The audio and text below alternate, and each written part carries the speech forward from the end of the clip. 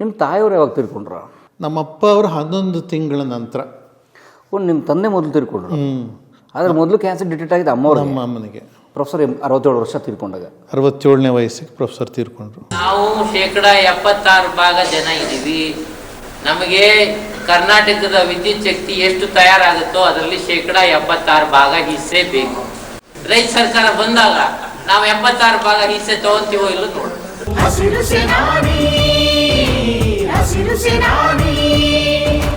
So ಇವರಿಬ್ಬರ ರ್ಯಾಪು ಎಷ್ಟು ದೊಡ್ಡ ಮಟ್ಟದಲ್ಲಿ ಇರ್ತದೆ ಅಂದರೆ, ಧಾರವಾಡ ಗ್ರಾಮೀಣ ಕ್ಷೇತ್ರದಲ್ಲಿ ಭಾಳಷ್ಟು ಅಭಿವೃದ್ಧಿ ಕಾರ್ಯಗಳು ಆಗಲಿಕ್ಕೆ ಕಾರಣವಾಗ್ತದೆ. ಅಲ್ಲಿ ಸುಮಾರು ಒಂದು 5,000 ಆಶ್ರಯ ಮನೆಗಳನ್ನು ಬಂಗಾರಪ್ಪನವ್ರು ಕೊಡ್ತಾರೆ ಉಚಿತವಾಗಿ. ಪ್ರೊಫೆಸರು 5,000 ಹಂಚಿಕೆ ಮಾಡಿದ್ದು ಇಡೀ ಕರ್ನಾಟಕದಲ್ಲೇ. ಬಹುಶಃ ಅಂದಿನ MLAಗಳ ಪ್ರೊಫೆಸರ್ ನಂಜುಂಡಸ್ವಾಮಿ ಅವರೇ. ಅಲ್ಲಿ ನೀವು ಬಂಗಾರಪ್ಪ ನಗರ ಅಂತ ಹೆಸರಿಟ್ಟಿದ್ದಾರೆ ಧಾರವಾಡದಲ್ಲಿ. That's a huge colony. Free ಸೈಟ್ಗಳು ಕೊಟ್ಟಿರೋದು ಅವೆಲ್ಲ ಪ್ರೊಫೆಸರ್ ಕೊಟ್ಟಿರೋವಂಥದ್ದು. ಎಲ್ಲಿ ಬರ್ತದೆ ಬಂಗಾರಪ್ಪ ನಗರ? ಈ ಹೈವೇನಲ್ಲೇ ಬರ್ತದೆ ನಿಮಗೆ, ಧಾರವಾಡದಿಂದ ಹುಬ್ಳಿಗೆ ಹೋಗ್ಬೇಕಾರೆ. ಅದು ಪ್ರೊಫೆಸರ್ದು ಧಾರವಾಡ ಗ್ರಾಮೀಣ ಆಗ ಭಾಳ ದೊಡ್ಡ ಕ್ಷೇತ್ರ ಆಗಿತ್ತು. ಆ್ಯಂಡ್ ಧಾರವಾಡ ಅನ್ಡಿವೈಡೆಡ್ ಧಾರವಾಡ ಗದಗ ಇವೆಲ್ಲ ಸೇರ್ಕೊಂಡಿದ್ದಂಥ ಬಹುಶಃ ಇಲ್ಲ, ಆವಾಗ ಡಿವೈಡ್ ಆಗಿತ್ತು. ಬಟ್ ಧಾರವಾಡ ಗ್ರಾಮೀಣ ಮತ್ತೆ ಮತ್ತೆ ಚಿಕ್ಕದಾಯಿತು, ಅದು 2 ಆಯಿತು. ಆಮೇಲೆ ಓಕೆ, ಕುಷ್ಟಗಿ ಕೂಡ ಸೇರ್ಕೋತು. ಕುಷ್ಟಗಿ ಇದು ಬೇರೆ, ಅದು ಕುಷ್ಟಗಿ ಈ ಕಡೆ ಕೊಪ್ಪಳದವ್ರದ್ದು, ಹೈದರಾಬಾದ್ ಕರ್ನಾಟಕ. ಅದು ಧಾರವಾಡ ಗ್ರಾಮೀಣಕ್ಕೆ ಪಕ್ಕದಲ್ಲಿ ಇನ್ನೊಂದು ಕ್ಷೇತ್ರ ಸೇರ್ಕೋತು, ಅದರ ಹೆಸರು ನನಗೆ ಹೊಳಿತಾ ಇಲ್ಲ. ಸೊ ಪ್ರೊಫೆಸರ್ ನಂಜುಂಡಸ್ವಾಮಿ ಅವರು ಬಹಳ ದೊಡ್ಡ ಮಟ್ಟದಲ್ಲಿ ರೈತಪರ ಧ್ವನಿಯಾಗಿ ವಿಧಾನಸಭೆಯಲ್ಲೂ ಹೊರಹೊಮ್ತಾರೆ. ಡ್ಯೂರಿಂಗ್ ದಟ್ ಪೀರಿಯಡ್ PV ನರಸಿಂಹರಾಯರ ಕಾಲದಲ್ಲಿ ಏನು ಜಾಗತೀಕರಣ ಮತ್ತು ಡಂಕಲ್ ಡ್ರಾಫ್ಟು, ಒಬ್ಬ ಡಂಕಲ್ ಅನ್ನೋ ವ್ಯಕ್ತಿ general agreement on trade and tariff ಅಂತ ಒಂದು ಒಪ್ಪಂದಕ್ಕೆ ಸಹಿ ಹಾಕೋದು ಇವೆಲ್ಲ ನಡೀತದೆ. ಮನಮೋಹನ್ ಸಿಂಗ್ರವರು ಆಗ ಅರ್ಥ ಸಚಿವರು. ಒಂದು ರೀತಿ ಇದು ಬೇರೆ ದೇಶದ ಕಂಪನಿಗಳು ಯಾವುದೇ ಸ್ವಲ್ಪ ಸಡಿಲ ಮಾಡಿಬಿಡ್ತಾರೆ ಎಲ್ಲ ನಿರ್ಬಂಧನೆಗಳನ್ನು, ಭಾರತಕ್ಕೆ ಬಂದು ಉದ್ಯಮ ನಡೆಸ್ಬೋದು, ಕಂಪನಿಗಳನ್ನು ತೆರೀಬೋದು ಅಂತ. ಇದರಿಂದ ಭಾರತದ ಅರ್ಥವ್ಯವಸ್ಥೆಯ ಮೇಲೆ ಪರಿಣಾಮ ಆಗುತ್ತೆ. ಆಮೇಲೆ ಕೃಷಿ ವ್ಯವಸ್ಥೆ ಮೇಲೂ ಕೂಡ ಪರಿಣಾಮ ಆಗುತ್ತೆ. ಬೇರೆ ಕೃಷಿ ಕಂಪನಿಗಳು ಬಂದು ನಮ್ಮ ಉದಾಹರಣೆಗೆ ಅರಿಶಿನ, ಆಮೇಲೆ ಬೇವು, ಇದ್ರ ಮೇಲೆ ಪೇಟೆಂಟ್ ಮಾಡಿಕೊಂಡು ಇದು ನಮ್ಮದು, ಅದು ಅದರ ಮೇಲೆ ಕಂಟ್ರೋಲ್ ತೊಗೊಂಡು ಅವ್ರ ಬ್ರ್ಯಾಂಡ್ನಲ್ಲಿ ಮಾರಾಟ ಮಾಡುವಂಥದ್ದೆಲ್ಲ ಹುನ್ನಾರಗಳು ನಡೆಯುವಾಗ ಅದರ ವಿರುದ್ಧ ಭಾರತದಲ್ಲಿ ಮೊದಲು ಧ್ವನಿ ಎತ್ತಿದ್ದು ಪ್ರೊಫೆಸರ್ ನಂಜುಂಡಸ್ವಾಮಿಯವರು. ಅಂದರೆ ಈ ಕೃಷಿ ಕ್ಷೇತ್ರಕ್ಕೆ FDI, ಹೌದು, ಬೇರೆ ದೇಶದ ಕಂಪನಿಗಳು ಇಲ್ಲಿ ಪೇಟೆಂಟ್ ಹಕ್ಕನ್ನು ಪಡೆದುಕೊಂಡು, ಹಕ್ಕುಸ್ವಾಮ್ಯ ಪಡ್ಕೊಂಡು, ಇದು ನಮ್ಮ ಪೂರ್ವಿಕರ ನಮ್ಮ ನೆಲದ ಬೆಳೆಗಳನ್ನು ಅವ್ರುಗಳು ಪೇಟೆಂಟ್ ಮಾಡ್ಕೊಂಡು ನಮ್ಮದು ಅಂತ ಹೇಳುವಂಥ ಹುನ್ನಾರಗಳು ನಡೆದ್ವು. ಆವಾಗ ಬೇವನ್ನು ಅವ್ರು ಕಣ್ಣು ಹಾಕಿದರು, ಆಮೇಲೆ ಅರಶಿಣದ ಮೇಲೆ ಕಣ್ಣು ಹಾಕಿದರು. ಅವೆರಡೂ ಕೂಡ ಒಂದು ರೀತಿ ಆ್ಯಂಟಿಬಯೋಟಿಕ್ಸ್, ನ್ಯಾಚುರಲ್ ಔಷಧೀಯ ಗುಣಗಳಿರುವು. ಸೊ ಇವುಗಳ ವಿರುದ್ಧ ಧ್ವನಿ ಎತ್ತದಂಥವ್ರು. ಆಮೇಲೆ ಬೇರೆ ದೇಶದ ಕಂಪನಿಗಳು, ಉದಾಹರಣೆ ಕಾರ್ಗಿಲ್ ಬೀಜದ ಕಂಪನಿ, ಮಾನ್ಸಾಂಟು ಬೀಜದ ಕಂಪನಿ, ಇವೆಲ್ಲ ಇದೆಯಲ್ಲ. ಈ ಕಾರ್ಗಿಲ್ ಬೀಜದ ಕಂಪನಿ 92ರಲ್ಲಿ ಏನು ಅವರೇ ಒಂದು ಒಪ್ಪಂದ ಮಾಡ್ಕೊಳ್ತಿತ್ತು ರೈತರ ನಡುವೆ. ನಮ್ಮ ಹತ್ರನೇ ನೀವು ಬೀಜ ತೊಗೋಬೇಕು, ನಮ್ಮ ಹತ್ರನೇ ನೀವು ಕ್ರಿಮಿನಾಶಕ ತೊಗೋಬೇಕು, ನಾವೇ ಕೊಂಡ್ಕೋತೀವಿ ಅಂತ. ಕ್ರಾಪ್ ಫೇಲ್ ಆದರೆ ನಾವು ಜವಾಬ್ದಾರರಲ್ಲ ಅಂತ. ಸೊ ಬಳ್ಳಾರಿನಲ್ಲಿ ಇವೆಲ್ಲವೂ ನಡೀತು. ಸೊ ಬಳ್ಳಾರಿನಲ್ಲಿ ಇವರೊಂದು ಫ್ಯಾಕ್ಟ್ರಿ ಮಾಡ್ತಿದ್ರು. ಇಲ್ಲಿ ಕನ್ನಿಂಗ್ಹ್ಯಾಮ್ ರೋಡಲ್ಲಿ ಇವ್ರದ್ದೊಂದು ಆಫೀಸ್ ಇತ್ತು, ಕಾರ್ಗಿಲ್ ಕಂಪನಿದು. ಸೊ ಅವೆರಡನ್ನೂ ರೈತರನ್ನು ಕಳಿಸಿ ಒಡೆದು ಹಾಕುವಂಥ ಒಂದು ಚಳವಳಿಯನ್ನು ಮಾಡಿದ್ರು. ಅದು ಯಾವಾಗ ಮಾಡಿದ್ರು ಅಂದರೆ ND ಸುಂದರೇಶ್ರವರು ಇದಕ್ಕಿದ್ದಂಗೆ ಹಾರ್ಟ್ ಅಟ್ಯಾಕ್ ಆಗಿ ತೀರೋದ್ರು. ಅವರ ಸ್ಮರಣಾರ್ಥವಾಗಿ ಬೆಂಗಳೂರಿನಲ್ಲಿ ಕಾರ್ಗಿಲ್ ಕಂಪನಿ, ಒಂದು ಬಹುರಾಷ್ಟ್ರೀಯ ಕಂಪನಿಯನ್ನು ಧ್ವಂಸ ಮಾಡುವಂಥ ಚಳುವಳಿ. ಬಿಲ್ಡಿಂಗ್ ಅಂದರೆ ಅಲ್ಲಿರೋ ಕಂಪ್ಯೂಟರ್ ಹೊಡೆದಾಕೋದು, ಫೈಲ್ಗಳನ್ನು ನಾಶ ಮಾಡುವಂಥದ್ದು, ಬೋರ್ಡ್ ಹೊಡೆದಾಕೋದು, ಬೋರ್ಡ್ ಇವನ್ನ. ಆಮೇಲೆ ಇದರಲ್ಲಿ ಬಳ್ಳಾರಿಯಲ್ಲಿ ನಮ್ಮ ರೈತರು ಬಿಲ್ಡಿಂಗ್ನೇ ಹೊಡೆದಾಕಿದ್ರು, ಅದರ ಪ್ರೊಡಕ್ಷನ್ ಕಂಪನಿನ. ಸೊ ಈ ರೀತಿ ಜಾಗತೀಕರಣದ ವಿರುದ್ಧ ಉಗ್ರ ಸ್ವರೂಪ. ಏನು ಸಮಸ್ಯೆ ಇತ್ತು ಅದರಿಂದ, ತಪ್ಪಿತ್ತು ಅದರಲ್ಲಿ ಏನಾದ್ರು?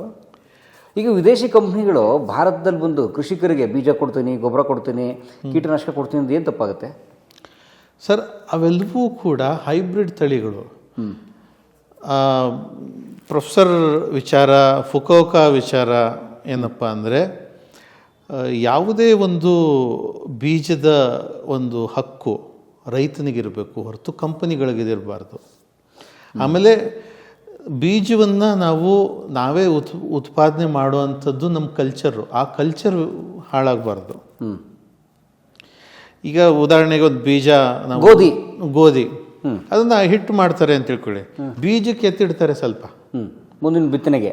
ಆ ಪದ್ಧತಿಗೆ ಹೋಗ್ಬಿಟ್ಟಿದೆ. ಸರ್ಕಾರ ಬಿತ್ತನೆ ಬೀಜ ಕೊಡಬೇಕು ಅಂತ ಹೋರಾಟ ಮಾಡ್ತಾರೆ. ಅದಕ್ಕೆ ಬಿತ್ತನೆ ಬೀಜಕ್ಕೆ ಈಗ ನಡೀತಲ್ಲ ಹೋರಾಟ. ಹೌದು, ಪ್ರೊಫೆಸರ್ ಅದ್ರ ವಿರುದ್ಧ ಇದ್ರು. ಮಳೆ ಬಿದ್ದ ತಕ್ಷಣ ಶುರು ಆಗುತ್ತೆ ಹೋರಾಟ ಅದು. ಹೌದು, ಅದು ಇತ್ತೀಚೆಗೆ ಶುರು ಆಗಿರುವಂಥದ್ದು. ಪ್ರೊಫೆಸರ್ ನಮ್ಮ ಪೂರ್ವಿಕರ ಸಂಸ್ಕೃತಿ, ಕೃಷಿ ಸಂಸ್ಕೃತಿ ಪರ ಇದ್ದರು.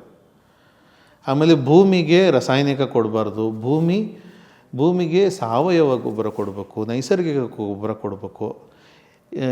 ಇದರಿಂದ ಆರೋಗ್ಯದ ಮೇಲೆ ಉತ್ತಮ ಪರಿಣಾಮ, ಆರೋಗ್ಯ ಚೆನ್ನಾಗಿರುತ್ತೆ ನೈಸರ್ಗಿಕವಾಗಿ ನಾವು ಉತ್ಪಾದನೆ ಮಾಡಿದ್ರೆ. ಆಮೇಲೆ ಭೂಮಿಯ ಫಲವತ್ತತೆ ಕಾಪಾಡುತ್ತೆ ನಾವು ನೈಸರ್ಗಿಕವಾಗಿ ಗೊಬ್ಬರ ಕೊಟ್ಟರೆ.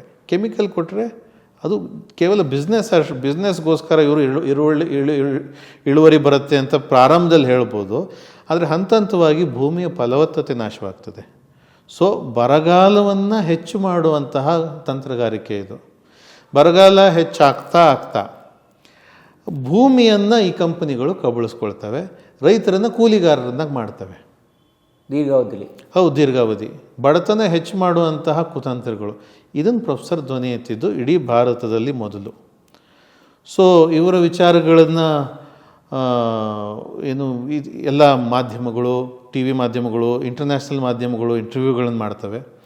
ಇದನ್ನು ನೋಡಿ ಪ್ರಪಂಚದಾದ್ಯಂತ ಸ್ವಿಟ್ಜರ್ಲೆಂಡಿನ ಜಿನಿವಾ, ಆಮೇಲೆ ಏಷ್ಯಾ ಭಾಗದಲ್ಲಿ ಕೊರಿಯಾ, ಚೈನಾ, ಜಪಾನು, ಆಮೇಲೆ ಅಮೆರಿಕದ ನ್ಯೂಯಾರ್ಕ್ನಲ್ಲಿ ವಿಶ್ವಸಂಸ್ಥೆ, ಇಟಲಿಯ ರೋಮ್ನಲ್ಲಿ ವಿಶ್ವ ಆಹಾರ ಸಂಸ್ಥೆ, ಇವರೆಲ್ಲರೂ ಪ್ರೊಫೆಸರ್ ನಂಜುಂಡಸ್ವಾಮಿ ಅವ್ರನ್ನ ತಮ್ಮ ಅಧಿವೇಶನಗಳಿಗೆ ಆಹ್ವಾನ ಮಾಡಿ ಅವ್ರ ಕೈಯಲ್ಲಿ ಭಾಷಣಗಳನ್ನು, ಲೆಕ್ಚರ್ಗಳನ್ನು ಮಾಡುವಂಥ ಕೆಲಸಗಳನ್ನು ಶುರು ಮಾಡ್ತಾರೆ. ಸೊ ಪ್ರೊಫೆಸರ್ ನಂಜುಂಡಸ್ವಾಮಿ ಅವರು ಅಂತಾರಾಷ್ಟ್ರೀಯ ಮಟ್ಟದಲ್ಲಿ ಚಟುವಟಿಕೆಗಳನ್ನು ಮಾಡಲಿಕ್ಕೆ ಕಾರಣವೂ ಇದೆ.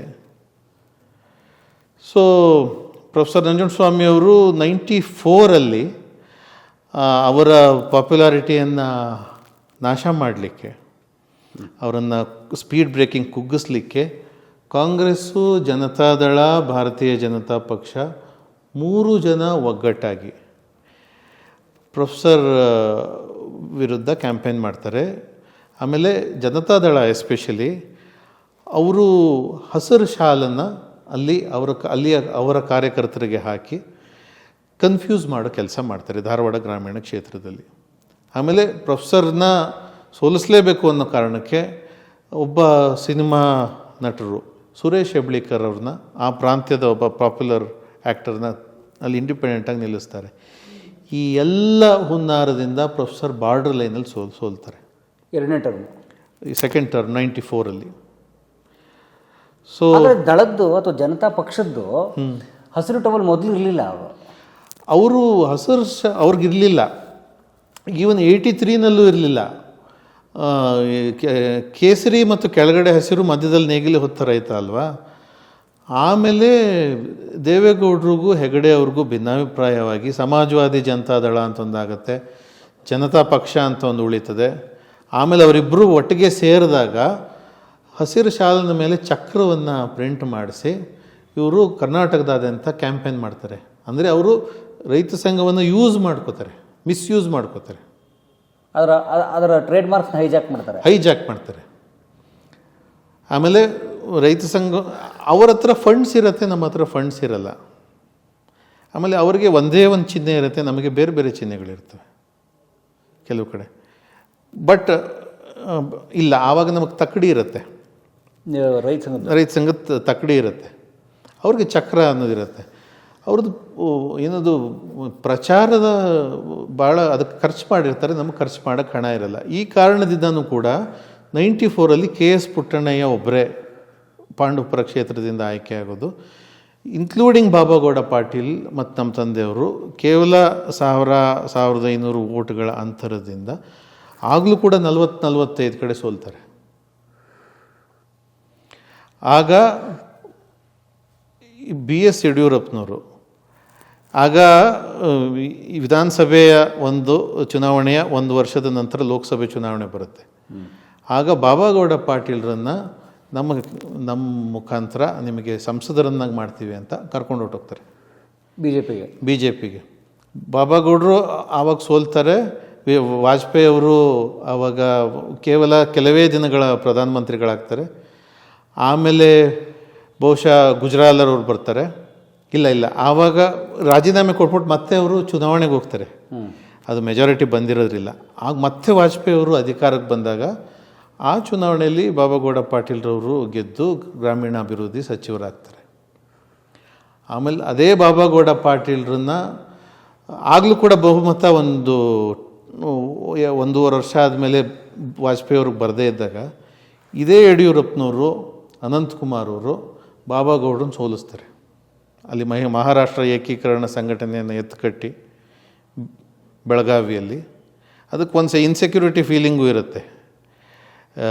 ನಾನೇನು ಹೆದರ್ಕೊಳ್ಳಲ್ಲ ಇದು ಹೇಳಲಿಕ್ಕೆ. ಬಾಬಾಗೌಡ ಪಾಟೀಲರು ವೀರಶೈವ ನಾಯಕರು, ಒಂದು ರೀತಿ ಪಾಪ್ಯುಲರ್ ಆಗಿದ್ದವರು. ಯಡಿಯೂರಪ್ಪನವರು ವೀರಶೈವ ನಾಯಕರು. ಅವರ ನಡುವೆ ಒಳ ಕಾಂಪಿಟೇಷನ್ ಇರುತ್ತೆ. ಆ ಕಾರಣಕ್ಕೆ ಅವ್ರನ್ನ ಸೋಲಿಸ್ತಾರೆ. ಪ್ರೊಫೆಸರ್ ನಂಜುಂಡಸ್ವಾಮಿಯವರು ಮತ್ತು ಬಾಬಾಗೌಡರ ನಡುವೆ ಕಾಂಪಿಟೇಷನ್ನು, ಭಿನ್ನಾಭಿಪ್ರಾಯಗಳನ್ನು ಹುಟ್ಟಾಕುವಂಥದ್ದು ಈ ರಾಜಕೀಯ ವ್ಯವಸ್ಥೆ ಮಾಡ್ತದೆ. ಈ ಘಟನೆಗಳು ರೈತ ಚಳುವಳಿಯಲ್ಲಿ ಆಗಬಾರ್ದಾಗಿತ್ತು. ಇದೇ ಒಂದು ಕೆಲಸವನ್ನು 99ನೇ ಚುನಾವಣೆಯಲ್ಲಿ SM ಕೃಷ್ಣ ಅವರ ಅಲೆ ಇರ್ತದೆ ಮಂಡ್ಯದಲ್ಲಿ. ಆವಾಗ ಪುಟ್ಟಣ್ಣಯ್ಯನವ್ರಿಗೆ ಒಂದು ಹೊಂದಾಣಿಕೆಯ ಅನಿವಾರ್ಯತೆ ಇರುತ್ತೆ. ಸೊ ಆ ಸಂದರ್ಭದಲ್ಲಿ ಈಗ ಏನು ತದನಂತರ ಪುಟ್ಟಣ್ಣಯ್ಯನವ್ರಿಗೆ ಕಂಟೆಂಪ್ರರಿ ಆದಂಥ CS ಪುಟ್ಟರಾಜು ಅನ್ನೋರು ಆಗಿನ್ನೂ ಬೆಳೆದಿರಲ್ಲ, ಇದು ಜಿಲ್ಲಾ ಪಂಚಾಯತ್ ಲೆವೆಲಲ್ಲಿ ಇರ್ತಾರೆ. ಜನತಾದಳ ಇಬ್ಬಾಗ ಆಗಿರುತ್ತೆ, JDU JDS. ಸೊ JDS ಜೊತೆ ಹೊಂದಾಣಿಕೆಗೆ ಪ್ರೊಫೆಸರ್ ಆ ಥರ ಬಂದಾಗ ಪ್ರೊಫೆಸರ್ ಬೇಡ, ಮತ್ತೆ ಮಿಸ್ಯೂಸ್ ಮಾಡ್ಕೋತಾರೆ, ದಯವಿಟ್ಟು ಬೇಡ ಅಂತ ಎಚ್ಚರಿಕೆ ಕೊಟ್ಟಿರ್ತಾರೆ. ಆದರೆ ಒಂದು ಗುಪ್ತ ಹೊಂದಾಣಿಕೆ ನಡೆಯುತ್ತೆ. ಆವಾಗ ವಿಧಾನಸಭೆ ಮತ್ತು ಲೋಕಸಭೆಯಲ್ಲಿ ಒಟ್ಟಿಗೆ ಚುನಾವಣೆಗಳು ಆಗ್ತಿದ್ದಂಥ ಕಾಲದಲ್ಲಿ ವಿಧಾನಸಭೆಗೆ ನಮಗೆ, ಲೋಕಸಭೆಗೆ ಜಾತ್ಯತೀತ ದಳಕ್ಕೆ ಅಂತ ಪುಟ್ಟಣ್ಣಯ್ಯನವರ ಕ್ಷೇತ್ರ ಪಾಂಡವಪುರದಲ್ಲಿ. ಆಮೇಲೆ ಶಿವಮೊಗ್ಗದಲ್ಲಿ HR ಬಸವರಾಜಪ್ಪ ಅನ್ನೋರು, ವಿಧಾನಸಭೆಗೆ ನಮಗೆ, ರೈತ ಸಂಘಕ್ಕೆ, ಕೇಂದ್ರದಲ್ಲಿ ಏನು ಲೋಕಸಭೆಗೆ BJPಗೆ ಅಂತ ಚುನಾವಣೆ ಮಾಡಿದ್ರಿಂದ ಪ್ರೊಫೆಸರ್ಗೆ ಒಂದು ರೀತಿ ಸಿಟ್ಟು ಬರ್ತದೆ, ಬೇಜಾರು ಆಗುತ್ತೆ. ಕಾರಣ ಇಷ್ಟು ಹೇಳಿದ್ರು ಇವರು ವೈಲೇಷನ್ ಮಾಡಿದ್ದಾರೆ ಅಂತ. ಪ್ರೊಫೆಸರ್ ಆವಾಗ ಅವರಿಬ್ಬರನ್ನು ಸಸ್ಪೆಂಡ್ ಮಾಡ್ತಾರೆ, ಉಚ್ಚಾಟನೆ ಮಾಡ್ತಾರೆ. ಆವಾಗ ಪುಟ್ಟಣ್ಣಯ್ಯನವ್ರ ನಡುವೆ ಮತ್ತು ಪ್ರೊಫೆಸರ್ ನಂಜುಂಡಸ್ವಾಮಿಯವ್ರ ನಡುವೆ ಭಿನ್ನಾಭಿಪ್ರಾಯಗಳು ಹುಟ್ಕೊಳ್ಳೋದು. ಆದರೆ ಪ್ರೊಫೆಸರ್ ಹೇಳಿದಂತಹ ಎಚ್ಚರಿಕೆ ಅವ್ರಿಗೆ ಮುಂದೆ ಜ್ಞಾನೋದಯ ಕೂಡ ಆಗ್ತದೆ. ಕಾರಣ ಪುಟ್ಟಣ್ಣಯ್ಯನವರಿಗೆ ಯಾವುದೇ ರೀತಿಯ ಬೆಂಬಲ ಸಿಗೋದಿಲ್ಲ ಜಾತ್ಯತೀತ ಜನತಾದಳದಿಂದ. ಪುಟ್ಟಣ್ಣಯ್ಯನವ್ರ ವಿರುದ್ಧ ಒಂದು ರೀತಿ ಹಾರ್ಡ್ಕೋರ್ ಕಾಂಪಿಟೇಟರ್ ಆಗಿ ಅಲ್ಲಿ ಈಗಲೂ ಕೂಡ ಇರೋದು, ಅವ್ರ ಮಗನ ವಿರುದ್ಧ ಕೂಡ ಇರೋದು ಜಾತ್ಯತೀತ ಜನತಾದಳವೇ, CS ಪುಟ್ಟರಾಜನೇ. ಹೌದು. ಈವನ್ ಕರ್ನಾಟಕದಾದ್ಯಂತ ಕೂಡ ರೈತ ಸಂಘಕ್ಕೆ ಒಂದು ರೀತಿ ರೆಬೆಲ್ ಆಗಿರೋದು ಜಾತ್ಯತೀತ ಜನತಾದಳವೇ. ಆದರೆ ನೋಡಿ, ಎಂಥ ವಿರೋಧಾಭಾಸ ಇದು ಅಂತಂದರೆ, ಮಣ್ಣಿನ ಗುಣ ರೈತರಿಗೋಸ್ಕರ ಅಂತ ಹೇಳೋ ಪಕ್ಷಗಳು ಕೂಡ ರೈತ ಸಂಘಟನೆ ವಿರೋಧಿಸುತ್ತೆ. ರೈತ ಸಮಾಜವಾದಿ ಸಿದ್ಧಾಂತದಿಂದಲೇ ಹುಟ್ಟಿದಂತಹ ಜನತಾ ಪರಿವಾರ, ಸಮಾಜವಾದಿ ಸಿದ್ಧಾಂತದಿಂದಲೇ ಹುಟ್ಟಿದಂತಹ ರೈತ ಚಳವಳಿ ಕಾಂಪಿಟೇಟರ್ಸ್ಗಳಾಗಿ ಕರ್ನಾಟಕದ ಇತಿಹಾಸದಲ್ಲಿ ಉಳಿದದ್ದು ಒಂದು ದುರಂತವೇ. ಈ ಕಾರಣಕ್ಕೇ ನನ್ನ ಅಸಂಪ್ಷನ್ನು ಅಥವಾ ನನ್ನ ಒಂದು ಒಪಿನಿಯನ್ ಅಂತ ಹೇಳ್ಬೋದು, ಕೋಮುವಾದಿ ಶಕ್ತಿ ಉದಯವಾಗಲಿಕ್ಕೆ ಈ ಇಬ್ಬರು ಸಮಾಜವಾದಿಗಳ ಜಗಳ ಕಾರಣವ ಅನ್ನೋದೊಂದು ನನ್ನ ಒಂದು ಅಭಿಪ್ರಾಯ ಕೂಡ. ಅದು ಕೋಮುವಾದಿಗಳಿಗೆ ಅವಕಾಶ ಆಯಿತು. ಇಬ್ಬರು ಸೋಲು ಒಬ್ಬನ ಗೆಲುವಾಯ್ತಲ್ಲ ಅಷ್ಟೇ. ನೀವು ಪ್ರೊಫೆಸರ್ ನಂಜುಂಡಸ್ವಾಮಿಯವರು ಒಂದು ರೀತಿ ವಿದ್ಯುತ್ ಶಕ್ತಿಯ ವಿರುದ್ಧ ಏನು ರೈತರಿಗೆ ಸಮಾನಾಂತರ ವಿದ್ಯುತ್ ಶಕ್ತಿ ನೀತಿ ಬರಬೇಕು, ಕರ ನಿರಾಕರಣೆ ಚಳವಳಿ ಮಾಡ್ತೀವಿ ಅಂದ್ಬಿಟ್ಟು ಮೀಟರ್ ಕಿತ್ತು ವಾಪಸ್ ಕೊಡುವಂಥ ಚಳವಳಿ ಎಲ್ಲ ಮಾಡ್ತಿದ್ದಾಗ ಕೃಷ್ಣ ಅವ್ರ ಕಾಲದಲ್ಲಿ ಯಡಿಯೂರಪ್ಪನವರು ಅದನ್ನೇ ಮಾಡಿದ್ರು. ಜಪ್ತಿ ವಿರುದ್ಧ ಪ್ರೊಫೆಸರ್ ಧ್ವನಿ ಎದ್ದಾಗ ಬಿ ಜೆ ಪಿಯಲ್ಲಿದ್ದ ಯಡಿಯೂರಪ್ಪನವರು ಅದನ್ನೇ ಮಾಡಿದ್ರು. ಸೊ ರೈತ ಚಳವಳಿ ಎಲ್ಲ ಆ್ಯಕ್ಟಿವಿಟಿಗಳನ್ನು ಕರ್ನಾಟಕದ ಬಿ ಜೆ ಪಿ ರಾಜಕೀಯವಾಗಿ ಮಾಡ್ತು. ಅದು ಕೂಡ ರೈತ ಚಳವಳಿಯನ್ನು ಬೆಳೆಸಿಕೊಂಡು ಬಂದಂಥದ್ದೇ. ಅವರು ಕೂಡ ಯಡಿಯೂರಪ್ಪನವರು ಮುಖ್ಯಮಂತ್ರಿ ಆದಾಗ ಹಸಿರು ಶಾಲನ್ನು ಹಾಕ್ಕೊಂಡೇ ಕೂಡ ಪ್ರಮಾಣ ವಚನ ತಗೊಂಡಿದ್ದು. ಆಮೇಲೆ ರೈತ ಸಂಘದ ಉತ್ತರ ಕರ್ನಾಟಕದ ಎಲ್ಲ ನಾಯಕರುಗಳನ್ನು ಕರ್ಕೊಂಡೋಗಿ, ಅದು ಉತ್ತರ ಕರ್ನಾಟಕದಲ್ಲಿ ಎಲ್ಲಿತ್ತು? 94 ಉತ್ತರ ಕರ್ನಾಟಕದಲ್ಲಿ ಎಲ್ಲೋ ಸೇಡಮ್ಮಲ್ಲೋ ಎಲ್ಲೋ ಚೂರುಪಾರು ಇತ್ತು ಅನ್ನೋದು ಬಿಟ್ಟರೆ, ಅದು ಬಾಬಾಗೌಡ ಪಾಟೀಲ್ರನ್ನು ಉತ್ತರ ಕರ್ನಾಟಕದಿಂದ ಕರ್ಕೊಂಡು ಹೋಗಿ ಅವ್ರ ಜೊತೆ ಉತ್ತರ ಕರ್ನಾಟಕದ ಏನು ಬಾರ್ಡರಲ್ಲಿ ಸೋತಂತಹ ಒಂದು 20 ಜನ ಏನು ಕ್ಯಾಂಡಿಡೇಟ್ಗಳನ್ನು ಕರ್ಕೊಂಡು ಹೋಗಿ ತಮ್ಮ ಪಕ್ಷವನ್ನು ಪ್ರಬಲ ಮಾಡಿಕೊಳ್ತೇ ಹೊರತು ಅವ್ರದ್ದು ಬೇಸ್ ಇರಲಿಲ್ಲ ನಾರ್ತ್ ಕರ್ನಾಟಕಲ್ಲಿ.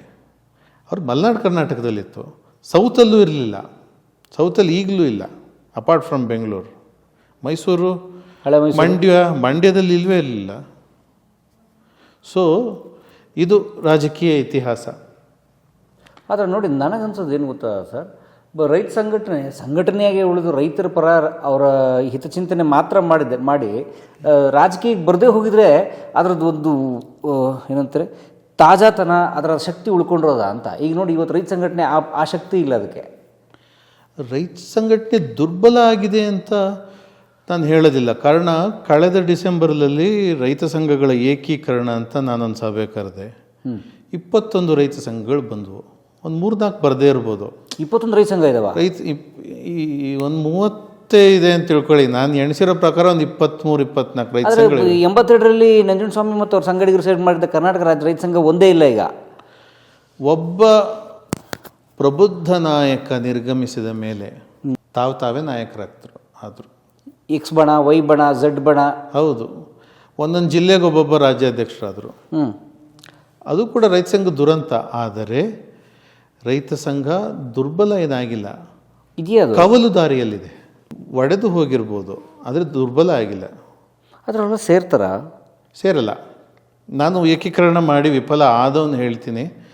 ಅವರು ಸೇರಿದ್ರೂ ಕೂಡ ಆ ಗುಂಪಲ್ಲಿರೋರನ್ನ ಇವ್ರು ಕಿತ್ಕೊಳ್ಳೋದು, ಈ ಗುಂಪಲ್ಲಿರೋರನ್ನ ಇವ್ರು ಕಿತ್ಕೊಳ್ಳೋದು, ಈ ಚಟುವಟಿಕೆಗಳನ್ನು ಮಾಡಿದ್ರೆ ಹೊರತು ಒಂದೇ ಪರಿವಾರದಲ್ಲಿ ನಾವು ಒಗ್ಗಟ್ಟಾಗಿ ಹೋಗಬೇಕು ಅನ್ನುವಂಥದ್ದು ಅವ್ರು ಮಾಡಲೇ ಇಲ್ಲ. ಒಗ್ಗಟ್ಟಾಗಿ ಈಗಲೂ ಹೋದರೆ ಒಂದು ಆಲ್ಟರ್ನೇಟ್ ಪೊಲಿಟಿಕಲ್ ಫೋರ್ಸ್ ಖಂಡಿತ. ಆದರೆ ನಾನೇ ರಾಜಕೀಯವಾಗಿ ಮಿಂಚಬೇಕು, ನನ್ನದೇ ಕಂಟ್ರೋಲ್ ಇರಬೇಕು ಅನ್ನುವಂತಹ ಸಣ್ಣತನಗಳು ಕರ್ನಾಟಕದ ರೈತ ಚಳುವಳಿಯಲ್ಲಿ, ಕರ್ನಾಟಕದ ರೈತ ಸಂಘಗಳಲ್ಲಿ ರೈತ ಚಳುವಳಿಯನ್ನು ದುರ್ಬಲ ಮಾಡುವಂಥ ಒಂದು ಕೆಲಸ ಮಾಡ್ತಾ ಇರೋದು ಸತ್ಯದ ವಿದ್ಯಮಾನದ ಸತ್ಯ ಅದು. ಆದರೆ MDN ಇರೋವರೆಗೂ ಅದು ಒಂದೇ ಇತ್ತಾ? MDN ಇರೋವರೆಗೂ ಒಂದೇ ಇತ್ತು. ಪುಟ್ಟಣ್ಣನವ್ರಿಗೆ ಉಚ್ಚಾಟನೆ ಮಾಡಿದಾಗ ಒಂದು ಸಣ್ಣ ಪ್ರಮಾಣದಲ್ಲಿ ಒಂದು 4-5 ಜಿಲ್ಲೆಯಲ್ಲಿ ಅವರು ಕೂಡ ಕರ್ನಾಟಕ ರಾಜ್ಯ ರೈತ ಸಂಘ ಅಂತಲೇ, ಅದಕ್ಕೆ ರಾಜ್ಯಾಧ್ಯಕ್ಷರು ಅಂತಲೇ ಪುಟ್ಟಣ್ಣನವರು ನಡೆಸಿದ್ದುಂಟು. ಆದರೆ ಪ್ರೊಫೆಸರ್ ನಂಜುಂಡಸ್ವಾಮಿಯವರು ಏನೇನು ಚಟುವಟಿಕೆ ಮಾಡ್ತಿದ್ರು, ಉದಾಹರಣೆಗೆ ಆನ್ಲೈನ್ ಲಾಟ್ರಿ ವಿರುದ್ಧ ಚಳುವಳಿ, ನೀರಾ ಚಳುವಳಿ, ತೆಂಗಿಗೆ ನುಸಿ ರೋಗ ಬಂದಾಗ ಕೃಷ್ಣ ಅವ್ರ ಕಾಲದಲ್ಲಿ ನೀರಾ ಕಟ್ಟಿ ತೆಂಗಿನ ಉತ್ಪನ್ನವನ್ನು ಮಾರಾಟ ಮಾಡುವಂಥದ್ದು, ನೀರ ಇಳಿಸಿ ಆರೋಗ್ಯ ಪಡೆಯಿರಿ ಅಂತ. ಸೂರ್ಯೋದಯದ ಮುನ್ನ ಅದು ಬಹಳ ಆರೋಗ್ಯಕ್ಕೆ ಒಳ್ಳೆಯ ಒಂದು ಪೇಯ. ಈಗ ಲಾಲ್ಬಾಗಲ್ಲಿ ಅಫಿಷಿಯಲಿನೇ ಮಾರ್ತಾರೆ. ಕೃಷ್ಣ ಅವ್ರು ಬೇಡ ಅಂದಿದ್ರು ಅದನ್ನ. ಕೃಷ್ಣ ಅವ್ರು ಅದ್ರ ವಿರುದ್ಧ ಇದ್ದರು. ದೊಡ್ಡ ಹೋರಾಟ ಆಗಿತ್ತು, ಅಬಕಾರಿ ಹೊಡ್ತಾಗ್ಬಿಟ್ಟು ಬೀಳುತ್ತೆ ಹಾಗೆ ಅಂತ. ಹೌದು, ಚನ್ನಪಟ್ಟಣದ ವಿಟ್ಲೇನಹಳ್ಳಿಯಲ್ಲಿ 2 ರೈತರನ್ನ ಕೃಷ್ಣ ಅವರು ಸರ್ಕಾರ ಗೋಲಿಬಾರ್ನಲ್ಲಿ ಕೊಲ್ತು. ಆವಾಗಲೂ ಕೂಡ ಸನ್ಮಾನ್ಯ ದೇವೇಗೌಡರು ವಿಟ್ಲೇನಹಳ್ಳಿಯಿಂದ ಬೆಂಗಳೂರಿನ ನ್ಯಾಷನಲ್ ಕಾಲೇಜ್ ಮೈದಾನದವರೆಗೂ ಪಾದಯಾತ್ರೆ ಮಾಡಿ ಇವರೇ ಕೈಯಿಂದ 50,000 ಕೊಟ್ಟು ಆ ಕುಟುಂಬಗಳಿಗೆ ಮತ್ತೆ ಒಂದು ಕಮ್ ಬ್ಯಾಕ್ ಮಾಡಿದ್ದು. ಕಾರಣ ಅಲ್ಲೊಂದು ಪೊಲಿಟಿಕಲಿ ಅವ್ರಿಗೊಂದು ವೇದಿಕೆ ಒಂದು ಇದಿತ್ತು. ಚಂದ್ರಶೇಖರ್ ಅಲ್ಲಿ ಒಬ್ಬರು ಸಂಸದರು, ಸಿಟ್ಟಿಂಗ್ MLA ಕ್ಯಾನ್ಸರ್ ಆಗಿತ್ತು, ಅವ್ರು ಸಾಯ್ತಾರೆ ಅಂತ ಗೊತ್ತಿತ್ತು. ಸೊ ಇವರು ಅಲ್ಲಿ ಮುಂಚೆ ಅಲ್ಲಿ MLA ಕೂಡ ಆಗಿದ್ರಲ್ಲ ರಾಮನಗರದಲ್ಲಿ. ಸೊ ಆ ಲೋಕಸಭಾ ಕ್ಷೇತ್ರದಿಂದ ಕಮ್ಬ್ಯಾಕ್ ಕೊಡಲಿಕ್ಕೆ ಇದು ಒಂದು ಆ ಟೈಮಿಗೆ ತಕ್ಕಂತೆ ಒಂದು ವೇವ್ ಕ್ರಿಯೇಟ್ ಮಾಡಿತ್ತು. ಸೊ ಅದನ್ನು ಅವ್ರು ಯೂಸ್ ಮಾಡಿಕೊಂಡು ಹಸರು ಪೇಟ ಕಟ್ಕೊಂಡು ಪಾದಯಾತ್ರೆ ಮಾಡಿ ಉಪಚುನಾವಣೆಯಲ್ಲಿ ಆಯ್ಕೆಯಾಗಿ ಮತ್ತೆ ಜಾತ್ಯತೀತ ಜನತಾದಳಕ್ಕೆ ಪುನಶ್ಚೇತನ ಕೊಟ್ಟಿದ್ದು. ಹಾಗಾದರೆ ನೋಡಿ, ರೈತನ ಹೋರಾಟ, ರೈತನ ಭಾವನೆಗಳು ಇವುಗಳು ಅದು ರಾಜಕೀಯ ಮುಖಂಡ ಯಾರೇ ಇರಲಿ ಅವನಿಗೆ ಅದು ತನ್ನ ಓಟಿನ ದಾಳ, ಅದು ಓಟಿನ ದಾಳ. ಇವನ್ ನೀವು ಇದಕ್ಕೂ ಹೋದರೆ ಸರ್, ನರಗುಂದ ನವಿಲುಗುಂದಕ್ಕೆ ಹೋದರೆ ಅಲ್ಲಿ ಒಂದು ದೊಡ್ಡ ಹೋರಾಟ ನಡೀತಾ ಇದೆಯಲ್ಲ, ಇದು ಕಳಸಾ ಬಂಡೂರಿ ಮಹದಾಯಿ ಅದು ಯಾವತ್ತೂ ಈಡೇರಲ್ಲ. ಕಾರಣ ಗೋವಾ ಗೌರ್ಮೆಂಟು ಅದು ನಾವು ಸಪೋರ್ಟೇ ಮಾಡಲ್ಲ. ಹೋರಾಟ ಮಾಡುವ ನಾಟಕ ಮಾಡಿಯೇ ಅಲ್ಲಿ ಗೆದ್ದು ಬರ್ತಾರೆ. ಕೋನರೆಡ್ಡಿ ಅಂತ ಒಬ್ಬ ವ್ಯಕ್ತಿ ಹಸಿರು ಶಾಲೆ ಹಾಕೋತಾರೆ. ಯಾಕೆ ಹಾಕೋತಾರೆ? ಕೋನರೆಡ್ಡಿ ಅಂತ ಒಬ್ಬ ಸಿಟ್ಟಿಂಗ್ MLA ಯಾಕೆ ಹಾಕೋತಾರೆ? ಹೋರಾಟ ಮಾಡ್ತಿದ್ದೀವಿ ಅಂತ ತಮ್ಮನ್ನು ತಾವು ಬಿಂಬಿಸ್ಕೊಳಕ್ಕೆ ಹಾಕೋತಾರೆ, ಗೆದ್ದು ಬರಲಿಕ್ಕೋಸ್ಕರ ಹಾಕೋತಾರೆ. ಗೋವಾ ಗೌರ್ಮೆಂಟ್ ಸಪೋರ್ಟ್ ಮಾಡಿದಾಗ ಮಾತ್ರ ಕಳಸಾ ಬಂಡೂರಿ ಸಾಧ್ಯ. ಇವನ್ ಮೇಕೆದಾಟು ಯೋಜನೆ ತಮಿಳುನಾಡು ಸಪೋರ್ಟ್ ಮಾಡಿದಾಗ ಮಾತ್ರ ಅದು ಸಾಧ್ಯ. ಇಲ್ಲಾಂದರೆ ನೆವರ್, ಇಂಪಾಸಿಬಲ್. ಇವೆಲ್ಲ ಪೊಲಿಟಿಕಲ್ ಗೇಮ್ಗಳೇ ಹೊರತು ಬೇರೇನೂ ಇಲ್ಲ. ಸೊ ಏಕಪಕ್ಷೀಯವಾಗಿ ಯಾವುದೇ ರಾಜ್ಯ ಸರ್ಕಾರ ಅದು ಎದೆತಟ್ಕೊಂಡು ನಾನು ಮಾಡ್ತೀನಿ ಅಂತ ಹೇಳೋಕ್ಕೆ ಚಾನ್ಸೇ ಇಲ್ಲ. ಯಾಕಂದರೆ ಅಂತಾರಾಜ್ಯ ನದಿ ವಿವಾದಗಳು ಎರಡು ರಾಜ್ಯದಲ್ಲಿ ಹರಿದ ಮೇಲೆ ಇಬ್ಬರು ಒಪ್ಪಿಗೆ ಬೇಕೇ ಬೇಕು. ಅದಕ್ಕೆ ಖಂಡಿತ ಬೇಕು. ಇವನ್ ಪ್ರಣಾಳಿಕೆಯಲ್ಲಿ ಬರೀಲಿ, ಅವನ ಪ್ರಣಾಳಿಕೆಯಲ್ಲಿ ಬರೀಲಿ, ಇನ್ನೊಂದು ಸರ್ಕಾರ ಅದಕ್ಕೆ ಎಸ್ ಅನ್ನಲೇಬೇಕು. ಅದಕ್ಕೆ ಅನ್ನಲೇಬೇಕು. ಇವನ್ ನೇತ್ರಾವತಿ ತಿರುವು ಅಂತಾರಲ್ಲ, ನೇತ್ರಾವತಿಗೆ ವಿಷಯ ಇರೋದು ಅದು ಬೇರೆ ರಾಜ್ಯಕ್ಕೆ ಹೋಗಲ್ಲ. ನಾವು ಬೇರೆ ರಾಜ್ಯಕ್ಕೆ ಹೋಗಲ್ಲ. ಎತ್ತಿನ ಹೊಳೆ ಬೇರೆ ರಾಜ್ಯಕ್ಕೆ ಹೋಗದಿರೋದು ಅಡ್ವಾಂಟೇಜ್ ಇವ್ರಿಗೆ. ಹಾಗಾಗಿ ಎಷ್ಟು ಸಾವಿರ ಕೋಟಿ ಬೇಕಾದ್ರೆ ತೊಗೊಂಡು ಸುರಿತಾ ಇದೆ ಕೆರೆಗೆ. ಹೌದು. ಹಾಗಾಗಿ ಇವನ್ ಇನ್ಕ್ಲೂಡಿಂಗ್ ನೋಡಿ, ಈಗ ಯಡಿಯೂರಪ್ಪನವ್ರ ಕಾಲದಲ್ಲಿ ಕೂಡ ಒಂದು ಗೋಲಿಬಾರ ಆಯಿತು, ಬೀಜ ರಸಗೊಬ್ಬರದ್ದೇನೋ ಇಷ್ಟಿಗೆ ಹಾವೇರಿ. ಹೌದು. ನಲ್ಲಿ ಅದು ನೋಡಿ, ರೈತರ ಹೆಸರು ಹೇಳ್ಕೊಂಡು ಬರುವ ಸರ್ಕಾರ, ರೈತರನ್ನ ಗೋಲಿಬಾರ ಆದಾಗ ಕಣ್ಣೋರ್ಸಕ್ಕೆ ಹೋಗುವ ನಾಯಕರು ಯಾರೇ ಇರಲಿ, ಎಲ್ರಿಗೂ ಇರೋವಂಥದ್ದು ಒಂದೇ ಒಂದು ಅಜೆಂಡಾ, ಪೊಲಿಟಿಕಲ್ ಮೋಟಿವ್. ರೈತರ ಹೆಸರು ಹೇಳ್ಕೊಂಡು ಹಸಿರು ಶಾಲೆ ಹಾಕ್ಕೊಂಡು ಚುನಾವಣೆ ಮಾಡಿದಂಥವರೇ ಗೋಲಿಬಾರ ಮಾಡ್ತಾರೆ ಅಂದರೆ ಅವರ ಒಂದು ಕಾರ್ಯ, ಅವ್ರದ್ದೊಂದು ಚಟುವಟಿಕೆ ಏನಂತೀರಿ, ಆ್ಯಕ್ಟಿವಿಟಿನೇ ಇವರು ರೈತ ವಿರೋಧಿ ಅಂತ ತೋರಿಸತ್ತಲ್ಲ. ಇವರು ಈ ಎಲ್ಲ ನಾಯಕರು ಇರ್ಬೋದು, ದೇವೇಗೌಡರು ಇರ್ಬೋದು, ಯಡಿಯೂರಪ್ಪನವ್ರು ಇರ್ಬೋದು, ಕರ್ನಾಟಕದಲ್ಲಿ ಮಹಾನ್ ರೈತ ನಾಯಕನ ಪಟ್ಟಕ್ಕೆ ಕಾಂಪಿಟೇಟರ್ ಆಗಿದ್ದವರು ನನ್ನ ತಂದೆಯವ್ರ ಜೊತೆ. ಆದರೆ ಅವರು ಅನೇಕ ಬಾರಿ ಮುಖ್ಯಮಂತ್ರಿಗಳಾಗಿದ್ದಿರ್ಬೋದು, ಪ್ರಧಾನಮಂತ್ರಿಗಳಾಗಿರ್ಬೋದು. MD ತೀರೇ ಹೋಗಿದ್ದಾರೆ, 22 ವರ್ಷ ಆಗಿದೆ. ಆದರೆ MD ಅವಿಸ್ಮರಣೀಯರಾಗಿ ಇವರು ಬದುಕಿದ್ದು ಇಲ್ಲ ಅನ್ನೋದು ಕರ್ನಾಟಕ ಒಪ್ಪತ್ತಾ? ಖಂಡಿತ ಒಪ್ಪತ್ತೆ. ಈಗಲೂ ಉತ್ತರ ಕರ್ನಾಟಕಕ್ಕೆ ಹೋಗಿ ಭಾಳಷ್ಟು ಮನೆಗಳಲ್ಲಿ ಅವ್ರ ಫೋಟೋಗಳಿವೆ. ಎಲ್ಲ ಸಾಗರೋಪಾದಿಯಲ್ಲಿ ಸೇರುವಂತಹ ರೈತ ಹೋರಾಟಗಳ ಬ್ಯಾನರ್ಗಳಲ್ಲಿ MD ಬದುಕಿದ್ದಾರೆ. ಆಮೇಲೆ ಪ್ರೊಫೆಸರ್ ನಂಜುಂಡಸ್ವಾಮಿಯವರು ಲಾ ವಿಯಾ ಕಾಂಪೆಸಿನಾ ಅಂತ ಒಂದು ಇಂಟರ್ನ್ಯಾಷನಲ್ ಫೋರಮ್ ಫಾರ್ ಫಾರ್ಮರ್ಸ್ ಮೂವ್ಮೆಂಟ್ಸು, ರೈತ ಸಂಘಗಳ ಒಂದು ಒಕ್ಕೂಟದಲ್ಲಿ ಒಂದು ದಕ್ಷಿಣ ಏಷ್ಯಾದಿಂದ 2 ಬಾರಿ ಸದಸ್ಯರಾಗಿದ್ದರು. ಅದರ ಮುಖಾಂತರ ವಿಶ್ವಸಂಸ್ಥೆಯಲ್ಲೆಲ್ಲ ಅವರು ಅನೇಕ ಬಾರಿ ರೈತರನ್ನು ಉದ್ದೇಶಿಸಿ ಮಾತನಾಡಿದ್ದುಂಟು, ರೈತ ಪರ. ಆಮೇಲೆ ಸಸ್ಟೈನಬಲ್ ಡೆವಲಪ್ಮೆಂಟ್ ಅಂತಾರಲ್ಲ, ಏನು ನಮ್ಮ ನೇಟಿವ್ ಕೃಷಿ ಸಂಸ್ಕೃತಿ ಉಳಿಬೇಕು ಅನ್ನೋದನ್ನು ಮಾತಾಡಿದ್ರಲ್ಲ, ಆವಾಗ ಆಹಾರ ಸಾರ್ವಭೌಮತ್ವದ ಬಗ್ಗೆ ಅವರು ಹೆಚ್ಚು, ಫುಡ್ ಸೆಕ್ಯೂರಿಟಿಗಿಂತ, ಆಹಾರ ಭದ್ರತೆಗಿಂತ ಆಹಾರ ಸಾರ್ವಭೌಮತ್ವದ ಬಗ್ಗೆ ಅವರು ಹೆಚ್ಚು ಭಾಷಣ ಮಾಡ್ತಿದ್ರು. ಆ ಆಹಾರ ಸಾರ್ವಭೌಮತ್ವ ಜಗತ್ತಿನ ಬಹುತೇಕ ರಾಷ್ಟ್ರಗಳು, ಅದು ಬ್ರೆಜಿಲ್ ಇರ್ಬೋದು, ಕ್ಯೂಬಾ ಇರ್ಬೋದು, ಅಥವಾ ಚಿಲಿ ಇರ್ಬೋದು, ನೇಪಾಳ ಇರ್ಬೋದು, ಮೆಕ್ಸಿಕೋ ಇರ್ಬೋದು, ಇಂತಹ ಬಹುತೇಕ ಒಂದು ರಾಷ್ಟ್ರಗಳ ಸಂವಿಧಾನಗಳಲ್ಲಿ ಮೂಲಭೂತ ಹಕ್ಕುಗಳಾಗಿವೆ. ಈ ಒಂದು ಕಾಂಟ್ರಿಬ್ಯೂಷನ್ ಪ್ರೊಫೆಸರೇ ಕೊಟ್ಟಿರೋದು. ಆಮೇಲೆ ಇತ್ತೀಚೆಗೆ ಒಬ್ಬ ಪ್ರಧಾನಮಂತ್ರಿ, ಅವ್ರ ಹೆಸರು ಹೇಳ್ತೀನಿ,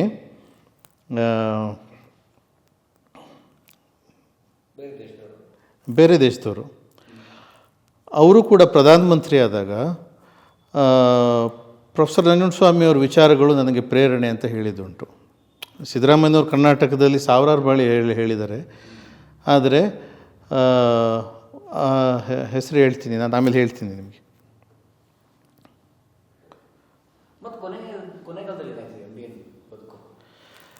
MDN ಬದುಕು ನಮ್ಮ ತಾಯಿಯವರಿಗೆ ಕ್ಯಾನ್ಸರ್ ಆಗಿತ್ತು. ಆಮೇಲೆ ಅದು ನೋಡ್ಕೊಂಡಿರಲಿಲ್ಲ, 4th ಸ್ಟೇಜ್ ಆಗೋಗಿತ್ತು, ಕೀಮೊಥೆರಪಿ ನಡೀತಿತ್ತು. ಪ್ರೊಫೆಸರ್ಗೆ ಮಾನಸಿಕ ಕಿರುಕುಳಗಳು ರೈತ ಸಂಘದಲ್ಲೇ ಆಗಿದ್ದು. ಕಾರಣ ನಾನು ಹೇಳಿದ್ನಲ್ಲ, 99 ಎಲೆಕ್ಷನ್ನಲ್ಲಿ ಪ್ರೊಫೆಸರು ಶಿಸ್ತು ಕ್ರಮ ಏನು ತಗೊಂಡಿದ್ದರು ಪುಟ್ಟಣ್ಣಯ್ಯನವ್ರ ಮೇಲೆ ಮತ್ತು HR ಬಸವರಾಜಪ್ಪನವ್ರ ಮೇಲೆ. ಇದರಿಂದ ಸಂಬಂಧಗಳು ಅಳಿಸಿ ಹೋಗಿದ್ದು. ಸಂಬಂಧಗಳು ಅಳಿಸಿ ಹೋಗಿದ್ದರಿಂದ ಇಬ್ಬರು ಬೇರೆ ಬೇರೆ ಗುಂಪುಗಳಾಗಿದ್ವು. ಪ್ರೊಫೆಸರ್ ನಂಜುಂಡಸ್ವಾಮಿಯವರು ಏನಾದ್ರು ಒಂದು ಸಮಾವೇಶ ಕರೆದ್ರೆ ಆಲ್ಟರ್ನೇಟಾಗಿ ಪುಟ್ಟಣ್ಣಯ್ಯನವರು ಕರೀತಾಯಿದ್ರು. ಆಮೇಲೆ ಅವ್ರ ಮೇಲೆ ಭ್ರಷ್ಟಾಚಾರದ ಆರೋಪಗಳು ಇವೆಲ್ಲವೂ ಜಿದ್ದಾಜಿದ್ದಿನಲ್ಲಿ ಬಂದವು ಆ ಗುಂಪಿನಿಂದ, ಅವರ ವಿರುದ್ಧವಾದ ಗುಂಪಿನಿಂದ. ಅವು ಸತ್ಯಕ್ಕೆ ಸುಳ್ಳಾಗಿತ್ತು. ಕಾರಣ ಪ್ರೊಫೆಸರ್ಗೆ ನಮ್ಮ ತಾಯಿಯವರ ಟ್ರೀಟ್ಮೆಂಟ್ ಅಫೋರ್ಡ್ ಮಾಡೋಕ್ಕಾಗ್ತಿರ್ಲಿಲ್ಲ. ಆ ಕಾಲದಲ್ಲಿ ಒಂದು ಇಂಜೆಕ್ಷನ್ನು 35,000 ಆಗೋದು. 22 ಇಯರ್ಸಿಗೂ 35,000 ಇಟ್ಸ್ ಎ ಹ್ಯೂಜ್ ಮನಿ. ಆಮೇಲೆ ನಮ್ಮ ತಾಯಿಯವರ ಏನು ಒಂದು ಟ್ರೀಟ್ಮೆಂಟ್ ಮುಗೀತಾ ಇದ್ದಂಗೆ ಸ್ವತಃ ನಮ್ಮ ತಂದೆಯವ್ರಿಗೆ ಲಂಗ್ ಕ್ಯಾನ್ಸರ್ ಶುರು ಆಯಿತು. ಸೊ ಅವ್ರ ಟ್ರೀಟ್ಮೆಂಟು ಅಫೋರ್ಡ್ ಮಾಡೋಕ್ಕಾಗಲಿಲ್ಲ. ಅವರು ಒಂದು ಸರ್ಕಾರಿ ಆಸ್ಪತ್ರೆ ಕಿದ್ವಾಯಿಗೆ ಸೇರಿದ್ರು. ಅವರು 3 ತಿಂಗಳು ಕೂಡ ಬದುಕಲಿಲ್ಲ. ಒಂದು ಫೈನ್ ಡೇ TNC ಥರಮ್ ಅವರು ಒಂದು ಸೀರಿಯಲ್ಗೆ ಮಾಡಬೇಕು ಅಂದ್ಬಿಟ್ಟು, ಜಾಗತೀಕರಣ ಇವೆಲ್ಲ ಸೇರಿಸ್ಬೇಕು ಅಂದ್ಬಿಟ್ಟು ಡಿಸ್ಕಷನ್ಗೆ ಬಂದಿದ್ದರು. ಆಗ ನಮ್ಮ ತಂದೆಯವರು ಯಾಕೋ ಜ್ವರ ಬಂದಿದೆ ನೋಡು ಅಂತ ನನಗಂದರು. ಆಗ ಬರೀ ರಾತ್ರಿ ಹೊತ್ತು ಬರ್ತಿದ್ದಂಥ ಜ್ವರ ಶ್ವಾಸಕೋಶದಲ್ಲಿ ಒಂದು ಇನ್ಫೆಕ್ಷನ್ನು, ಟ್ಯೂಮರು ಇದ್ದಿದ್ದರಿಂದ ಶುರು ಆಗಿದ್ದು, ಅದು ನಿಲ್ಲೇ ಇಲ್ಲ. ಆಮೇಲೆ ಅವರು ಕಿದ್ವಾಯಿಗೆ ಹೋಗಿ ಬಂದಾಗ ಅರ್ಲಿ ಸ್ಟೇಜಲ್ಲಿತ್ತು. ನಾನು ಇದುವರೆಗೂ ಒಬ್ಬ ನ್ಯಾಚುರಲ್ ಮೆಡಿಸಿನ್ ಮತ್ತು ಭೂಮಿಗೆ ರಾಸಾಯನಿಕ ಹಾಕಬಾರ್ದು ಎನ್ನುವಂತಹ ಒಂದು ವಾದದ ಪರ ವಕೀಲ. ನಾನು ನನ್ನ ದೇಹಕ್ಕೆ ಹೇಗೆ ರಾಸಾಯನಿಕ ಹಾಕ್ಕೊಳ್ಳಿ ಅಂತ ಒಂದು ಪತ್ರ ಕಳಿಸಿದರು. ಸೊ ಆ ಕಾರಣಕ್ಕೆ ಅವರು ಡಿಲೇ ಮಾಡಿದ್ರು. ಅವರು ಇನ್ನೇನು ಅವ್ರ ಕೈಯಲ್ಲಿ ಆಗೋದೇ ಇಲ್ಲ, ಸಂಪೂರ್ಣ ಹಾಸಿಗೆ ಹಿಡಿದಂಥ ಸಂದರ್ಭದಲ್ಲಿ HN ನಂಜೇಗೌಡರು, ನಮ್ಮ ಮಾಜಿ ಸಚಿವರು, ಅವರು ಬಂದರು.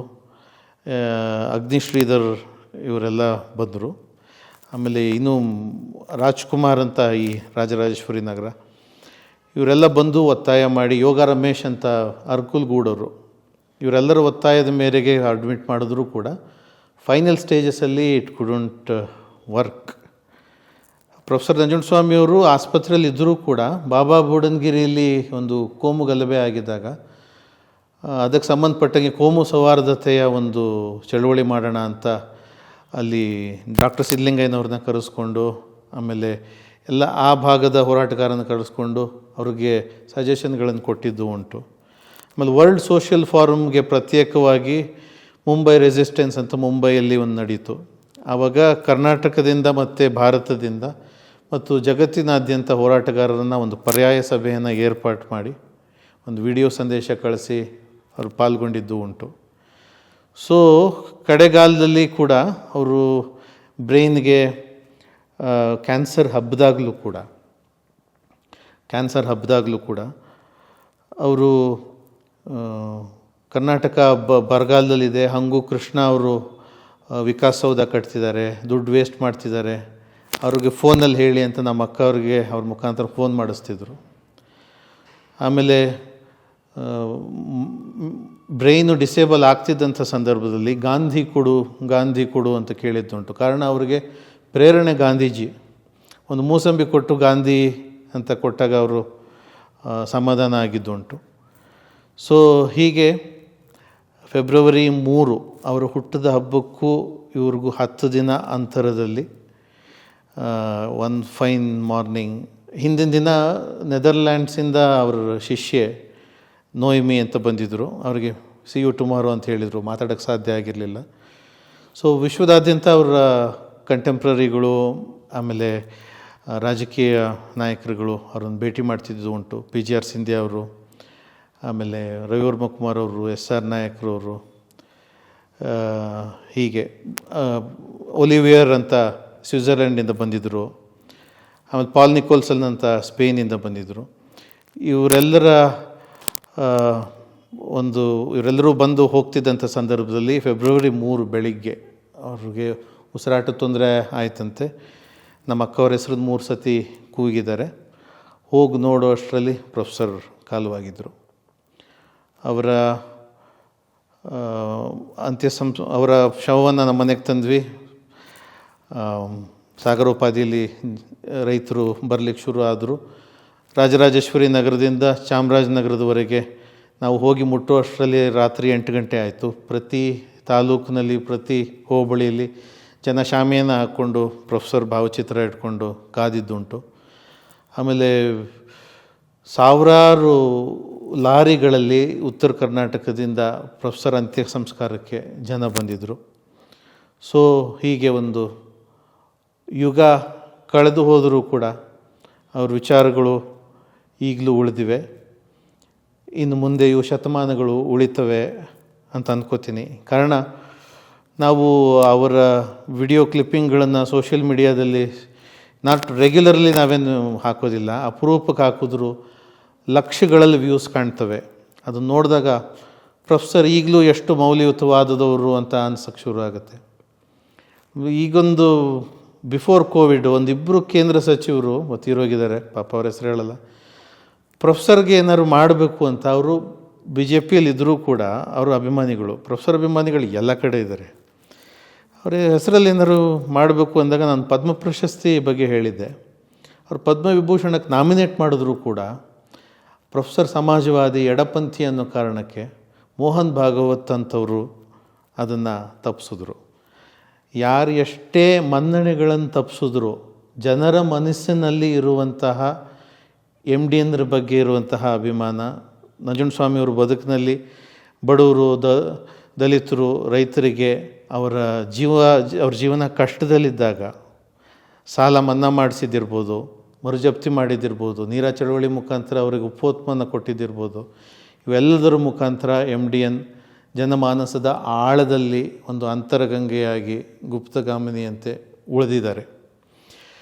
ಮನಮೋಹನ್ ಸಿಂಗ್ರವರ ಕಾಲದಲ್ಲಿ ಸುಮಾರು ಲಕ್ಷಾಂತರ ಕೋಟಿ ಸಾಲ ಮನ್ನಾ ಆಯಿತು. ಸಾಲ ಮನ್ನಾ ಆಗಬೇಕು ಅಂತ ಇಡೀ ಜೀವಮಾನದಲ್ಲಿ MDNರವರೇ ಇಡೀ ಭಾರತದಾದ್ಯಂತ ಹೇಳಿದ್ದುಂಟು. ಅಂದರೆ ಮನಮೋಹನ್ ಸಿಂಗ್ ಪ್ರಧಾನಿ ಆಗಿದ್ದಾಗ ಪ್ರೊಫೆಸರ್ ಏನು ಬದುಕಿರಲಿಲ್ಲ. ಅದು ನೋಡಿ, MDN ಇದ್ದಾಗ ಸಾಲ ಮನ್ನಾ ಆಗೇ ಇಲ್ಲ. MDN ಇದ್ದಾಗ ಸಾಲ ಮನ್ನಾ ಈ ಜನತಾ ಪರಿವಾರ 83ರಲ್ಲಿ ರೈತರ ಸಾಲ ಮನ್ನಾ ಮಾಡುತ್ತೇವೆ ಅಂತಲೇ ಅಧಿಕಾರಕ್ಕೆ ಬರುತ್ತೆ. ಅದೇ ಪ್ರಣಾಳಿಕೆ ಅವ್ರದ್ದು, ಅದೇ ಪ್ರಣಾಳಿಕೆ. ಆದರೆ ರೈತರ ಮೇಲಿನ ಸುಸ್ತಿ ಬಡ್ಡಿ ಮನ್ನಾ ರೆಗ್ಯುಲರಾಗಿ ಕಟ್ಟಿದರೆ ಮನ್ನಾ ಮಾಡ್ತೀವಿ, ಅರ್ಧಂಬರ್ಧ ಕಟ್ಟಿದರೆ ಮನ್ನಾ ಮಾಡಲ್ಲ, ಈ ರೀತಿ ಹೆಗಡೆಯವರು ಶುರು ಮಾಡ್ತಾರೆ. ನಿಜಕ್ಕೂ ಸಾಲ ಮನ್ನಾ ಆಗಿದ್ದು ನಂಜುಂಡಸ್ವಾಮಿಯವ್ರ ಸಾವಿನ ನಂತರ. ಸಾಲ ಮನ್ನಾ ಮಾಡಬೇಕು ರೈತರದು. ನಾವು ಅದು ನೋಡಿ, ಅದು ಮಾಡಿದ್ರು ಕಾಂಗ್ರೆಸ್. ಮತ್ತೆ ಅದು ಕಾಂಗ್ರೆಸ್ಸೇ, ಅದು ಎಲ್ಲ ಪಾರ್ಟಿಗಳು ಅದರ ಮೊದಲ ಅಜೆಂಡಾ ಸಾಲ ಮನ್ನಾನೇ. ಕುಮಾರಸ್ವಾಮಿಯವ್ರು ಬಂದಾಗೆಲ್ಲ ಸಾಲ ಮನ್ನಾನೇ ಮಾಡೋದು. ಆಮೇಲೆ ಜನನೂ ಸಾಲ ಮಾಡ್ಬಿಟ್ಟು ಕಾಯ್ತಿರ್ತಾರೆ ಕುಮಾರಸ್ವಾಮಿಯವ್ರು ಮುಖ್ಯಮಂತ್ರಿ ಆಗಲಿ ಅಂತ, ಮನ್ನಾ ಮಾಡ್ತಾರೆ ಅಂತ. ಕುಮಾರಸ್ವಾಮಿಯವ್ರು ನನ್ನ ಗುರುತಿಡ್ದಿದ್ರು, ನನ್ನ ರಾಜಕೀಯವಾಗಿ ಬೆಳೆಸೋ ಪ್ರಯತ್ನಗಳು ಪಟ್ಟರು. ನಂಗೆ ಅಲ್ಲಿ ಕಂಫರ್ಟಬಿಲಿಟಿ ಆಗಲಿಲ್ಲ, ನಾನು ಅಲ್ಲಿ ಮುಂದುವರಿಲಿಲ್ಲ, ದಟ್ಸ್ ಡಿಫ್ರೆಂಟ್. ಆದರೆ ಜನ ಕಾಯ್ತಿರ್ತಾರೆ ಕುಮಾರಸ್ವಾಮಿ ಮುಖ್ಯಮಂತ್ರಿ ಆಗಬೇಕು, ನಾವು ಸಾಲ ಮಾಡ್ತೀವಿ ಅಂತ. ಸಹಕಾರ ಸಂಘಗಳ ಸಾಲ ಜನ ಮಾಡದೆ ಕುಮಾರಸ್ವಾಮಿ ಮನ್ನಾ ಮಾಡ್ತಾರೆ ಅಂತ.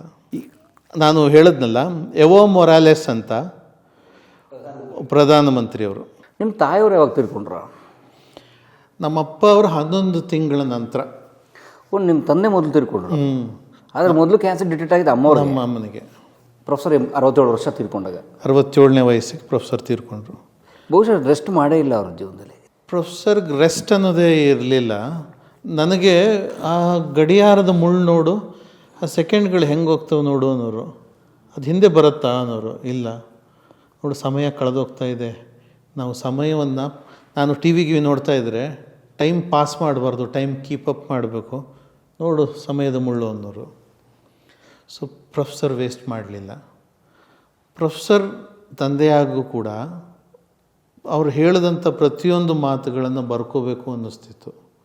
ಅದು ಫ್ಯಾಮಿಲಿಗೆ ಸಂಬಂಧಪಟ್ಟಂಥ ಮಾತುಗಳೇ ಇರ್ಬೋದು, ಅಥವಾ ಅವರ ಹಿಂದಿನ ನೆನಪುಗಳನ್ನು ಹೇಳುವಂಥದ್ದು ಇತಿಹಾಸಗಳೇ ಇರ್ಬೋದು, ಅಥವಾ ನಮ್ಮ ಜೀವನದಲ್ಲಿ ಏನಾದ್ರು ಒಂದು ಡಿಸಿಷನ್ ಮೇಕಿಂಗ್ ಸಂಬಂಧಪಟ್ಟಂಗೆ ಇರ್ಬೋದು.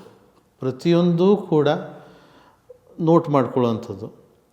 ಉದಾಹರಣೆಗೆ ನಮ್ಮ ಅಕ್ಕ ಅವರಿಗೆ ಅವರ ಜಾತಿ ಡಿಸ್ಕ್ಲೋಸ್ ಮಾಡಬೇಕು ಅಂತ ಬಂತು. ನಮಗೆ ಜಾತ್ಯತೀತ ಅಂತ ಕೊಟ್ಟಿದ್ವಿ ನಾವು, ಇವರು ಜಾತ್ಯತೀತ ಅಂತ ಮುಂದುವರಿರಿ ಅಂತ.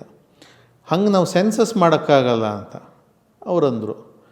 ಇವರು ಜಾತ್ಯತೀತ ಅಂತಲೇ ಸೆನ್ಸಸ್ ಮಾಡಿ ಅಂತ ಬರ್ಕೊಟ್ರು. ಆಮೇಲೆ ನನ್ನ ಮಗಳು ಏನು ಆಕೆಯ ಜಾತಿಯನ್ನು ಅಥವಾ ಜಾತಿ ಪದ್ಧತಿಯನ್ನು ವಿರೋಧಿಸೋದು ಆಕೆಯ ಸ್ವಾತಂತ್ರ್ಯ, ಅದಕ್ಕೆ ಗೌರವಿಸಿ. ಆಮೇಲೆ ಅವರ ತಂದೆ ತಾಯಿ ಆಕ್ಸಿಡೆಂಟಲಿ ಯಾವ ಜಾತಿಗೆ ಹುಟ್ಟಿದಾರೋ ಅದನ್ನು ಈಕೆ ಪ್ರತಿನಿಧಿಸಬೇಕು ಅಂತೇನಿಲ್ಲ ಅಂತ ಪತ್ರ ಬರೆದಿದ್ದು ಉಂಟು. ಸೊ ಸಮಾನತೆ, ಜಾತಿ ವಿರುದ್ಧ ಈ ಒಂದು ಹೋರಾಟಗಳು, ಇರೋ ಒಂದು ಚಿಂತನೆಗಳು MDN ಬದುಕಿನಲ್ಲಿ ನಿಜಕ್ಕೂ ಬದುಕಿದ್ರು. ಅದನ್ನು ಯಾವತ್ತೂ ಚುನಾವಣೆಗೋ ಇನ್ಯಾವುದಕ್ಕೂ ಯೂಸ್ ಮಾಡಿಕೊಂಡಿಲ್ಲ. ಲಿಟ್ರಲಿ ಉಸಿರಾಟ ಆಡಿದಂಥ ಮನುಷ್ಯ. ಆಮೇಲೆ ಹಣಕ್ಕೆ ಸಂಬಂಧಪಟ್ಟಂಗೊಂದು ನೆವರ್ ಬೀನ್ ಕರಪ್ಟ್. GPCP ಶೋಲೆಯ ಸಿನಿಮಾದ ನಿರ್ಮಾಪಕರು ಹಿರಿಯರವರು, GPCP ಸಿವಿಲ್ ಶಾಸ್ತ್ರಿ ಅಂತ ಇನ್ನೊಬ್ಬರು ಕರ್ನಾಟಕದ ಸಿವಿಲ್ ಶಾಸ್ತ್ರಿಗಳು ನಿರ್ದೇಶಕರು. ಅವರಿಬ್ಬರು 92ನಲ್ಲಿ ಒಂದು ಇಂಟರ್ನ್ಯಾಷನಲ್ ಫಿಲ್ಮ್ ಫೆಸ್ಟಿವಲ್ ಬಂಗಾರಪ್ಪನವ್ರ ಕಾಲದಲ್ಲಿ ಆಗುತ್ತೆ ಬೆಂಗಳೂರಲ್ಲಿ. ಅದನ್ನು ವಿರುದ್ಧ ಪ್ರೊಫೆಸರ್ ನಂಜುಂಡಸ್ವಾಮಿ ಅವರು, ಸುಂದರೇಶ್ರವರು ಒಂದು 50,000 ಜನ ಕರೆಸಿ ಹೋರಾಟನೂ ಮಾಡಿರ್ತಾರೆ. ರಾಜ್ಕುಮಾರ್ ಅವ್ರ ವಿರೋಧ ಕೂಡ ಇರುತ್ತೆ ಅದಕ್ಕೆ, ಕಾರಣ ಕರ್ನಾಟಕದಲ್ಲಿ ಬರಗಾಲ ಇರುತ್ತೆ. ಜೊತೆಗೆ ರಾಜೇಂದ್ರ ಸಿಂಗ್ ಬಾಬು ಅವರು, ಚಿತ್ರನಟ ಅಶೋಕ್ ಅವರು, ನಂಜುಂಡೇಗೌಡರು, ಕೋಡಳ್ಳಿ ಶಿವರಾಮ್ ಅಂತ ಇತ್ತೀಚೆಗೆ ತೀರೋದ್ರು, ಇವರೆಲ್ಲ ಅಲ್ಲಿಗೆ ಹೋಗಿ ದೀಪಾಲೆ ಕಂಬನ ಒಡೆದಾಕಿ ವಾಸನ್ನು ಒಡೆದು ವೆನ್ಯೂನಲ್ಲೇ ಹೋರಾಟ ಮಾಡಿ ಅರೆಸ್ಟ್ ಆಗಿರ್ತಾರೆ. ರಾಜೇಂದ್ರ ಸಿಂಗ್ ಬಾಬು ಸರ್ ಕೂಡ. ಮತ್ತು ಅವರೇ ಇಲ್ಲಿ ಇವೆಂಟ್ ಆದಾಗ ಕರೀನಾ ಕಪೂರ್ ಕರ್ಸ್ 1 ಕೋಟಿ ಕಾಸು ಕೊಡ್ತಾರೆ. ಅದು ಈಗಿನ ವಿದ್ಯಮಾನ ಬೇರೆ. ಆಗಿನ ವಿದ್ಯಮಾನದಲ್ಲಿ ಮಾತ್ರ ಫುಟೇಜಸ್ ಇದೆ. ರಾಜೇಂದ್ರ ಸಿಂಗ್ ಬಾಬು ಅವರು, ಅಶೋಕ್ ಅವರು ಅರೆಸ್ಟ್ ಆಗೋದು, ಇವನ್ ಹಂಸಲೇಖ ಸರ್ ವಿರೋಧವಾಗಿರ್ತಾರೆ. ಸೊ ಆ ಸಂದರ್ಭದಲ್ಲಿ 50 ಲಕ್ಷ ರೂಪಾಯಿ ಬ್ರೀಫ್ ಕೇಸ್ ತರೋದು, ನೀವು ಹೋರಾಟ ನಿಲ್ಲಿಸಿ ಅಂತ. ಯಾರು? GPCP ಅವರು ನಮ್ಮ ಮನೆಗೆ ಪ್ರೊಫೆಸರ್ ಕೆಂಡಾಮಂಡಲ್ ಆಗಿ ಬಾಗಲ್ ತೆಗೆದಿಗೆ ಹೊರಗಡೆ ಹೋಗಿ ಅಂತಾರೆ. ಬಾಗಲ್ ತೆಗೆದಿದೆ ಹೊರಗಡೆ ಹೋಗಿ ಅಂತ GPCP ಶೋಲೆ ಪ್ರೊಡ್ಯೂಸರ್ಗೆ. ಅದು 92ರಲ್ಲಿ 50 ಲಕ್ಷ. 92. ಈಗ 32-33 ವರ್ಷದ ನಂತರ ಬಹುಶಃ ಅದೊಂದು 10 ಕೋಟಿಗೆ ಸಮ ಅದು ಇವತ್ತು. May be even 5 crores, 100 times ಅಂದರು. ಆಮೇಲೆ 96 ಮಿಸ್ ವರ್ಲ್ಡ್ ಟೈಮಲ್ಲಿ ABCL ಕಾರ್ಪೊರೇಷನ್, ABCL ಅವ್ರು ವಿಶ್ವಸುಂದರಿ ಸ್ಪರ್ಧೆ ಮಾಡಿದಾಗ ಆ ವಿಶ್ವಸುಂದರಿ ಈವೆಂಟಿನ ಮುಖಾಂತರ ಅದಕ್ಕೆ ಸ್ಪಾನ್ಸರ್ ಮಾಡುವಂತಹ ಕಂಪನಿಗಳು ಭಾರತಕ್ಕೆ ಬರೋ ಪ್ಲ್ಯಾನ್ ಮಾಡಿರ್ತವೆ. ಅದರ ವಿರುದ್ಧ ಪ್ರೊಫೆಸರ್ ಧ್ವನಿ ಎತ್ತಿದಾಗ ಐಶ್ವರ್ಯ ರೈದು ಒಂದು ಫೋನ್ ಬರುತ್ತೆ, ನಮ್ಮ ಅಮ್ಮ ಎತ್ತಾರೆ. ಆವಾಗ ಪ್ರೊಫೆಸರು ಇಂಟರ್ನ್ಯಾಷನಲಿ ಫೇಮಸ್ ಇರ್ತಾರಲ್ಲ, ಆವಾಗ ಅವರು ಏನು ವರ್ಲ್ಡ್ ಫುಡ್ ಸಮಿಟ್ ಅಂತ ನಡೆಯುತ್ತೆ, ವಿಶ್ವ ಆಹಾರ ಸಮ್ಮೇಳನಕ್ಕೆ ರೋಮ್ಗೆ ಹೋಗ್ಬೇಕಾಗಿರುತ್ತೆ. ಇಲ್ಲಿ ರೈತ ಸಂಘದವ್ರಿಗೆ ಹೋರಾಟ ಮಾಡೋಕ್ಕೆ ಹೇಳಿರ್ತಾರೆ, ಅವ್ರು ಹೋರಾಟ ಮಾಡಿರಲ್ಲ. ಸೊ ಅವರು ವರ್ಲ್ಡ್ ಫುಡ್ ಸಮಿಟ್ಗೆ ರೋಮ್ಗೆ ಹೋಗಿದ್ದಾರೆ ಅಂದಾಗ ಐಶ್ವರ್ಯ ರೈ ನಿಟ್ಟಿಸೂರಿ ಬಿಟ್ರಂತೆ. ಸೊ ವಿಶ್ವ ಸುಂದರಿ ಸ್ಪರ್ಧೆ ವಿರುದ್ಧ ಕೂಡ ಉಗ್ರ ಹೋರಾಟ ಒಂದು ಧ್ವನಿ ಎತ್ತಿದ್ದು ಕೂಡ ಪ್ರೊಫೆಸರ್ MDNನೇ. ಇದನ್ನು ಬೇರೆ ರೀತಿ ತಿರುಚಿದ್ದು ಲಂಕೇಶರ ಸುತ್ತಮುತ್ತ ಇರುವಂತಹ ಪತ್ರಕರ್ತರು. ಅಮಿತಾಬ್ ಬಚ್ಚನ್ರವರು ಸ್ಪಾನ್ಸರ್ ಮಾಡಿ ಪ್ರೊಫೆಸರ್ ನಂಜುಂಡಸ್ವಾಮಿ ಅವ್ರನ್ನ ಇಟಲಿಗೆ ಹಾಲಿಡೇ ಕಳಿಸಿದ್ರು ಅಂತ ಅದರಲ್ಲಿ ಬರೆದ್ರು. ಪ್ರೊಫೆಸರ್ ಅದನ್ನು ನೋಡಿ ಬಹಳ ನೋವು ಮಾಡ್ಕೊಂಡಿದ್ರು. ಕಾರಣ ಲಂಕೇಶ್ ಪತ್ರಿಕೆಗೆ ಡೆಲ್ಲಿಲಿ RNI ಇದು ನಂಬರ್ಗೆ ರಿಜಿಸ್ಟ್ರೇಷನ್ ನಂಬರ್ ಹಣ ಕಟ್ಟಿದ ಪ್ರೊಫೆಸರು. ಲಂಕೇಶ್ರು ಮತ್ತು ನಂಜುಂಡಸ್ವಾಮಿಯವರ ನಡುವೆ ಅತ್ಯುತ್ತಮವಾದಂಥ ಗೆಳೆತನ ಇತ್ತು. ಆದರೆ RNI ಎಲ್ಲ ಬಂದ ಮೇಲೆ 3 ಪೀಸ್ ಸೂಟಿನ ರೈತ ನಾಯಕ ಅಂತ ನಂಜುಂಡಸ್ವಾಮಿಯವರು ವಿರುದ್ಧನೇ 83ರಲ್ಲಿ ಲಂಕೇಶ್ರು ಅವ್ರ ವಿರುದ್ಧ ಬರೆದಿದ್ರಂತೆ. ಲಂಕೇಶ್ರು ಎಲ್ಲರ ವಿರುದ್ಧ ಬರೀತಾಯಿದ್ರು, ತೇಜಸ್ವಿಯವ್ರ ವಿರುದ್ಧನೂ ಬರೆದಿದ್ದು. ಅವ್ರ ಜೊತೆಗೂ ಜಗಳ ಆಡಿದ್ರು ಅವರು. ಸೊ ಬಟ್ ಲಂಕೇಶ್ರು ತೀರ್ಕೊಂಡಾಗ ಉದಯ ಟಿ ವಿಲಿ ಅವ್ರು ಡೆಡ್ ಬಾಡಿ ತೋರಿಸ್ತಿದ್ರು, ನಮ್ಮಪ್ಪ ಅಳ್ತಾಯಿದ್ರು. ಲಂಕೇಶ್ರು ಮೇಲೆ ಕೋಪನೂ ಇತ್ತು. ಉದಾಹರಣೆಗೆ ಈ ಯಾರು ಸ್ವಾಮಿ ಆನಂದ್ ಅಂತ ಮೈಸೂರಲ್ಲಿದ್ದಾರೆ, ಪುಟ್ಟಣ್ಣಯ್ಯನವರು ಮತ್ತು ನಂಜುಂಡಸ್ವಾಮಿಯವ್ರ ನಡುವೆ ಭಿನ್ನಾಭಿಪ್ರಾಯಗಳಿದ್ದಾಗ ಲಂಕೇಶ್ ಪತ್ರಿಕೆಯಲ್ಲಿ ನಂಜುಂಡಸ್ವಾಮಿಯವರ ತೇಜೋವಧೆ ಸುಮಾರು 6-7 ತಿಂಗಳು ನಡೀತು. Professor never reacted. ಆವಾಗ ಯಾರೋ ಒಬ್ಬರು ಅದೇ ಸ್ವಾಮಿ ಆನಂದ್ ಅವರು ಪ್ರೊಫೆಸರ್ ನಂಜುಂಡಸ್ವಾಮಿಯವ್ರಿಗೆ ಹಿಂಗೆ ಇಟ್ಟರಂತೆ ಅವ್ರ ಟೇಬಲ್ ಮೇಲೆ, ಈ ರೀತಿ ಬಂದಿದೆ ಪತ್ರಿಕೆಯಲ್ಲಿ ಅಂತ. ಇವರು ಹೇಗಿದ್ದಾನೆ ಲಂಕ ಅಂದ್ರಂತೆ. ಚೆನ್ನಾಗಿದ್ದಾರೆ ಸರ್ ಅಂತ. ಈ ಪತ್ರಿಕೆ ನೋಡಿದ್ರೆ ಸತ್ತೋಗಿದ್ದಾನೆ ಅಂತ ಅನ್ಸತ್ತೆ ಅಂದ್ರಂತೆ. ಅಂದರೆ ಸಿಟ್ಟು ಹೊರ ಹಾಕಿದ್ದು, ಅಂದರೆ ಅವರು ಸತ್ಯ ಬರೆದಿಲ್ಲ ಅಂತ. ಸೊ ಇದನ್ನು ಹಿಂಗಂದ್ರಂತೆ ಪ್ರೊಫೆಸರು ಅಂತ ಫೋನಲ್ಲಿ ಅವ್ರಿಗೆ ವಿಷಯ ತಲುಪಿದೆ ಲಂಕೇಶ್ರಿಗೆ. ಲಂಕೇಶ್ರು ಓ ಲವ್ಲಿ ಫೆಲೋ ಹಂಗಂದ್ರ ಅಂತ ನಕ್ಕೊಂಡು ಸುಮ್ಮನಾದ್ರಂತೆ. ಈ ಗೆಳೆತನ ಭಿನ್ನಾಭಿಪ್ರಾಯಗಳು ಈ ಸಮಾಜವಾದಿ ಗೆಳೆಯರಲ್ಲಿ ಇತ್ತು. ಅನಂತಮೂರ್ತಿಯವ್ರಿಗೂ ಮತ್ತು ನಂಜುಂಡಸ್ವಾಮಿಯವ್ರಿಗೂ ಕೂಡ ತಾತ್ವಿಕ ಭಿನ್ನಾಭಿಪ್ರಾಯಗಳಿತ್ತು. ಅವರು ಈ ಶಾಂತವೇರಿ ಗೋಪಾಲ್ ಗೌಡ್ರ ಬಗ್ಗೆ ಅವಸ್ಥೆ ಸಿನಿಮಾದಲ್ಲಿ ಒಂದು ವಿಷಕಂಠ ಸ್ವಾಮಿ ಅಂತೇನೋ ಪಾತ್ರ ನಂಜುಂಡಸ್ವಾಮಿಯವ್ರನ್ನ ಬಹಳ ಒಂದು ರೀತಿ ನೆಗೆಟಿವ್ ಆಗಿ ತೋರಿಸಿದ್ದಾರೆ. ನಂಜುಂಡಸ್ವಾಮಿಯವ್ರ ಮೇಲೆ ಅವ್ರ ಕೋಪ ಇತ್ತು. ಕಾರಣ ಅನಂತಮೂರ್ತಿಯವರು ಅವರ ತಂದೆ ತೀರೋದಾಗ ಇವರು ಮೌಢ್ಯದ ವಿರುದ್ಧ ಭಾಷಣ ಮಾಡ್ತಿದ್ದಂಥವ್ರು, ತಂದೆ ಶ್ರಾದ್ದ ಮಾಡಿ ಬಂದಿದ್ದರು. ಸೊ ನಂಜುಂಡಸ್ವಾಮಿಯವರು ಈತ ಢೋಂಗಿ ಅಂತ ಎಲ್ಲರ ಹತ್ರ ಹೇಳ್ತಿದ್ರಂತೆ. ಆ ಕಾರಣ ಅನಂತಮೂರ್ತಿಯವ್ರಿಗೂ ನಂಜುಂಡಸ್ವಾಮಿಯವ್ರಿಗೂ ಇರಲಿಲ್ಲ. ಆಮೇಲೆ ಎಸ್ತರ್ ಮೇಡಮ್ ಜೊತೆ ಮದುವೆ ಆಗುವಂಥ ಸಂದರ್ಭದಲ್ಲಿ ಗೋಪಾಲಕೃಷ್ಣ ಅಡಿಗರು ಅವರು ಕ್ರಿಶ್ಚಿಯನ್ ಆದ್ದರಿಂದ ಮುಂದುವರಿಬೇಡ ಅಂತ ಕಂಟ್ರೋಲ್ ಮಾಡ್ತಿದ್ರಂತೆ. ಅದೇ ಅನಂತಮೂರ್ತಿಯವ್ರ ಹೆಂಡತಿ ಹೆಂಡ್ತಿಯವ್ರ ಜೊತೆ ಮದುವೆ ಆಗಬೇಡ ಅಂತ ಗೋಪಾಲಕೃಷ್ಣ ಅಡಿಗರು. ಸೊ ನೀವೆಲ್ಲ ಕಾಸ್ಟಿಸಮ್ ಮಾಡ್ತೀರಿ, ಭಾಷಣ ಮಾಡೋದು ಬೇರೆ ಅಂದ್ಬಿಟ್ಟು ನಂಜುಂಡಸ್ವಾಮಿಯವರು ಮತ್ತು BS ಆಚಾರ್ ಅಂತ ಒಬ್ಬರು ಫಿಲ್ಮ್ ಡೈರೆಕ್ಟ್ರು, ಇವರಿಬ್ಬರು ಫ್ರೆಂಡ್ ಸರ್ಕಲ್ಲು. ಇವರು ಅನಂತಮೂರ್ತಿಯವ್ರಿಗೆ ಪಶ್ಚಿಮ ವಾಹಿನಿಯಲ್ಲಿ ಛತ್ರ ಬುಕ್ ಮಾಡಿ, ನಂಜುಂಡಸ್ವಾಮಿಯವರೇ ಬೈಕಲ್ಲಿ ಹೋಗಿ ಛತ್ರ ಬುಕ್ ಮಾಡಿ ಮದುವೆ ಮಾಡಿಸಿದ್ದು. ಓ ಎಷ್ಟರ ಮೇಡಮ್ ಅನಂತಮೂರ್ತಿಯವ್ರಿಗೂ? ಹೌದು. ನಂಜುಂಡಸ್ವಾಮಿಯವ್ರ ಒತ್ತಾಯ, ನೀನೇನಾದ್ರು ಮದುವೆ ಆಗಲಿಲ್ಲ ಅಂದರೆ ಹೊಡೆದು ಬಿಡ್ತೀನಿ ಅಂತಿದ್ರಂತೆ ಇವರೆಲ್ಲ. ಆ ಹೆದರಿಕೆಗೆ ಇವರು ಮದುವೆ ಆಗ್ತಾರೆ. ಸೊ ಹೀಗೆ ಆಮೇಲೆ ನಂಜುಂಡಸ್ವಾಮಿಯವ್ರು ತೀರೋದಾಗ ಅನಂತಮೂರ್ತಿಯವರು ಮೆಟ್ಲತ್ಕೊಂಡು ಬಂದು ಅವನೆಲ್ಲಿದ್ದ ಎಲ್ಲಿ ಬದುಕದ ಅಂದ್ಬಿಟ್ಟು ಆ ಹಾಸಿಗೆಯನ್ನು ಸವರಿ ಕಣ್ಣೀರು ಹಾಕ್ತಾರೆ. ಸೊ ಈ ಒಂದು ಪ್ರೇಮ ಈ ಸಮಾಜವಾದಿ ಗೆಳೆಯರಲ್ಲಿತ್ತು. JH ಪಟೇಲ್ರಿಗೂ ಪ್ರೊಫೆಸರ್ಗೂ ಕೂಡ ಭಿನ್ನಾಭಿಪ್ರಾಯ ಇತ್ತು. ಅವರಿಬ್ಬರು ತ್ರಿಶೂಲ್ ಅಂತ ಒಂದು ಅಡಕೆ ಕಂಪನಿ ಶುರು ಮಾಡಿದರು. ಆಮೇಲೆ ಪ್ರೊಫೆಸರ್ನ ಉಚ್ಚಾಟನೆ ಮಾಡಿದ್ರಿಂದ ಇವ್ರಿಗೆ ಆಗಿರಲಿಲ್ಲ, ಒಂದು ರೀತಿ ಹೇಟೆಡ್ನೆಸ್ ಶುರು ಆಗಿತ್ತು. ಆಮೇಲೆ 89ರಲ್ಲಿ ಪ್ರಾಬಬ್ಲಿ ಇವರು ಚುನಾವಣೆ ತೀರ್ಮಾನ ತಗೊಂಡಾಗ JB ಮಲ್ಲಾರಾಧ್ಯರು ಅಂತ ಒಬ್ಬರು ಶಾಸಕರು ಇದ್ದರು ಆಗ, ಯಾವಾಗ ನಮ್ಮ ತಾತ ಅವ್ರ ಕಾಲದಲ್ಲಿ. ಅವ್ರ ಮಗ JM ನಾಗರಾಜ್ ಅಂತ, ಅವರೇ ನಮ್ಮ ತಂದೆಯವ್ರನ್ನ ಜರ್ಮನಿಗೆ ಕರೆಸ್ಕೊಂಡವರು. ಅವ್ರು ಪಟೇಲ್ರಿಗೂ ಮ್ಯೂಚುವಲ್ ಫ್ರೆಂಡು. ಸೊ ಅವ್ರ ಮುಖಾಂತರ ರೈತ ಸಂಘಕ್ಕೆ 80 ಸೀಟು ನಾವು ಆಫರ್ ಮಾಡ್ತೀವಿ ವಿಧಾನಸಭೆ ಅಂತ ಪ್ರೊಫೆಸರ್ಗೆ ಕೇಳಿದ್ದುಂಟು. ಪ್ರೊಫೆಸರ್ 224ರಲ್ಲಿ 180 ನಾವೇ ಬರ್ತೀವಿ, ಆದ್ದರಿಂದ ಹೊಂದಾಣಿಕೆ ಬೇಡ ಅಂತ ಪಟೇಲ್ರು ಆಫರ್ ಮಾಡಿರೋದಕ್ಕೆ ಬೇಡ ಅಂದಿದ್ದುಂಟು. ಆಮೇಲೆ ಜಾರ್ಜ್ ಫರ್ನಾಂಡಿಸ್ರು ಕೂಡ ಏನು ಕೋಕೋ ಕೋಲಾ ವಿರುದ್ಧ ಹೋರಾಟ ಮಾಡಿದಂಥವ್ರು, ಏನು ಬಹುರಾಷ್ಟ್ರೀಯ ಕಂಪನಿಗಳ ವಿರುದ್ಧ ಹೋರಾಟ ಮಾಡಿದಂಥವ್ರು. ಕರ್ನಾಟಕದಲ್ಲಿ ಜಾಗತೀಕರಣದ ವಿರುದ್ಧ ಬಹುರಾಷ್ಟ್ರೀಯ ಕಂಪನಿಗಳ ವಿರುದ್ಧ ಪ್ರೊಫೆಸರ್ ನಂಜುಂಡಸ್ವಾಮಿಯವರು ಧ್ವನಿ ಎತ್ತಿದಾಗ ಈ ಕಾರ್ಗಿಲ್ ಕಂಪನಿ ವಿರುದ್ಧ ಅದರ ಡೆಮಾಲಿಷನ್ ಮಾಡಿದಾಗ, ಬಳ್ಳಾರಿಲಿ ಕಟ್ಟಡ ಡೆಮಾಲಿಷನ್ ಮಾಡಿದಾಗ ಬೀಜದ ಕಂಪನಿ, ಇದೇ ಕಾರ್ಗಿಲ್ ಕಂಪನಿ ಉಪ್ಪನ್ನು ಆಮದು ಮಾಡ್ಕೊಳ್ಳುವಂಥ ಒಂದು ಚಳುವಳಿ ಒರಿಸ್ಸಾದಲ್ಲೇನೋ ಮಾಡುವಾಗ ನಾವು ಪ್ರೊಫೆಸರ್ನ ಬಂದು ಕಾಣ್ತಾರೆ. ಸೊ ಅದು ನಾವು ಕರ್ನಾಟಕದಿಂದ 50,000 ಜನ ಬರ್ತೀವಿ ಅಂತ ಜಾರ್ಜ್ ಫರ್ನಾಂಡಿಸ್ ಆ್ಯಂಡ್ ನಂಜುಂಡಸ್ವಾಮಿ ಇಬ್ಬರು ಕರೆ ಕೊಟ್ಟಾಗ ಅವರು ಅಲ್ಲಿ ಕಂಪನಿ ಓಪನ್ನೇ ಮಾಡೋದಿಲ್ಲ, ಆ ಅನೌನ್ಸ್ಮೆಂಟು ಅಲ್ಲಿಗೆ ನಿಂತೋಗುತ್ತೆ. ಸೊ ಇವೆಲ್ಲ ಐತಿಹಾಸಿಕವಾಗಿ ಉಳಿಯುವಂತಹ ಒಂದು ಘಟನೆಗಳು. ಆಮೇಲೆ ಪ್ರೊಫೆಸರ್ ಒಂದು ಅದೇ ನಾನು ಹೇಳಿದ್ನಲ್ಲ, ಆಹಾರ ಸಾರ್ವಭೌಮತ್ವ, ಬೊಲಿವಿಯಾ, ಇಂಡೋನೇಷ್ಯಾ, ಬ್ರೆಜಿಲ್ಲು, ನೇಪಾಳ ಹೀಗೆ ಬಹುತೇಕ ದೇಶಗಳಲ್ಲಿ, ಈವನ್ ಕ್ಯೂಬಾ, ಬ್ರೆಜಿಲ್ ನಾನು ಹೇಳಿದೆ, ಇಂತಹ ದೇಶಗಳಲ್ಲಿ ತೃತೀಯ ಜಗತ್ತು, ಮೆಕ್ಸಿಕೋ, ಇಲ್ಲೆಲ್ಲ ಆಹಾರ ಸಾರ್ವಭೌಮತ್ವ ಎನ್ನುವ ವಿಷಯವನ್ನು ಮೂಲಭೂತ ಹಕ್ಕಾಗಿ ಅವರವರ ಸಂವಿಧಾನಗಳಲ್ಲಿ ಸೇರಿಸಿದ್ದಾರೆ.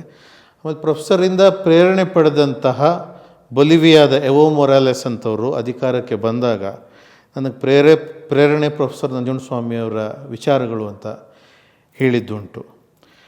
ನಂಜುಂಡಸ್ವಾಮಿಯವ್ರಿಗೆ ಬಂಗಾರಪ್ಪನವ್ರ ಮುಖಾಂತರ ರಾಜೀವ್ ಗಾಂಧಿಯವರು ಕರೆದದ್ದು ಉಂಟು ಕಾಂಗ್ರೆಸ್ಸಿಗೆ. ಅವರು ಹೋಗಿರಲಿಲ್ಲ.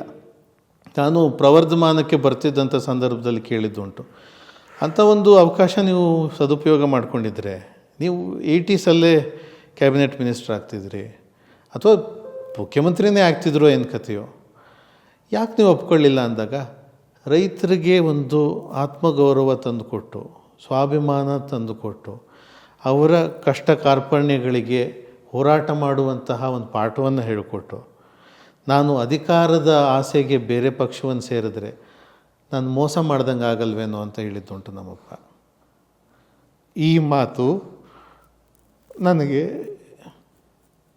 ಎಷ್ಟು ಗ್ರೇಟ್ ಅನಿಸತ್ತೆ ಅಂದರೆ, ಅಂಥವರ ಹೊಟ್ಟೆಯಲ್ಲಿ ಹುಟ್ಟಿರೋದಕ್ಕೆ ನಾನು ಪುಣ್ಯವಂತ. MDN ಶಿಷ್ಯರು ಸಿದ್ದರಾಮಯ್ಯನವರು ಕರ್ನಾಟಕದಲ್ಲಿ ಹೆಚ್ಚು ಆಳ್ವಿಕೆ ನಡೆದಂತಹ ಶಿಷ್ಯರು. MDN ಕಾಂಪ್ರಮೈಸ್ ಆಗಿದ್ದಿದ್ರೆ MDN 4 ಬಾರಿ ಮುಖ್ಯಮಂತ್ರಿ. MDN never compromised.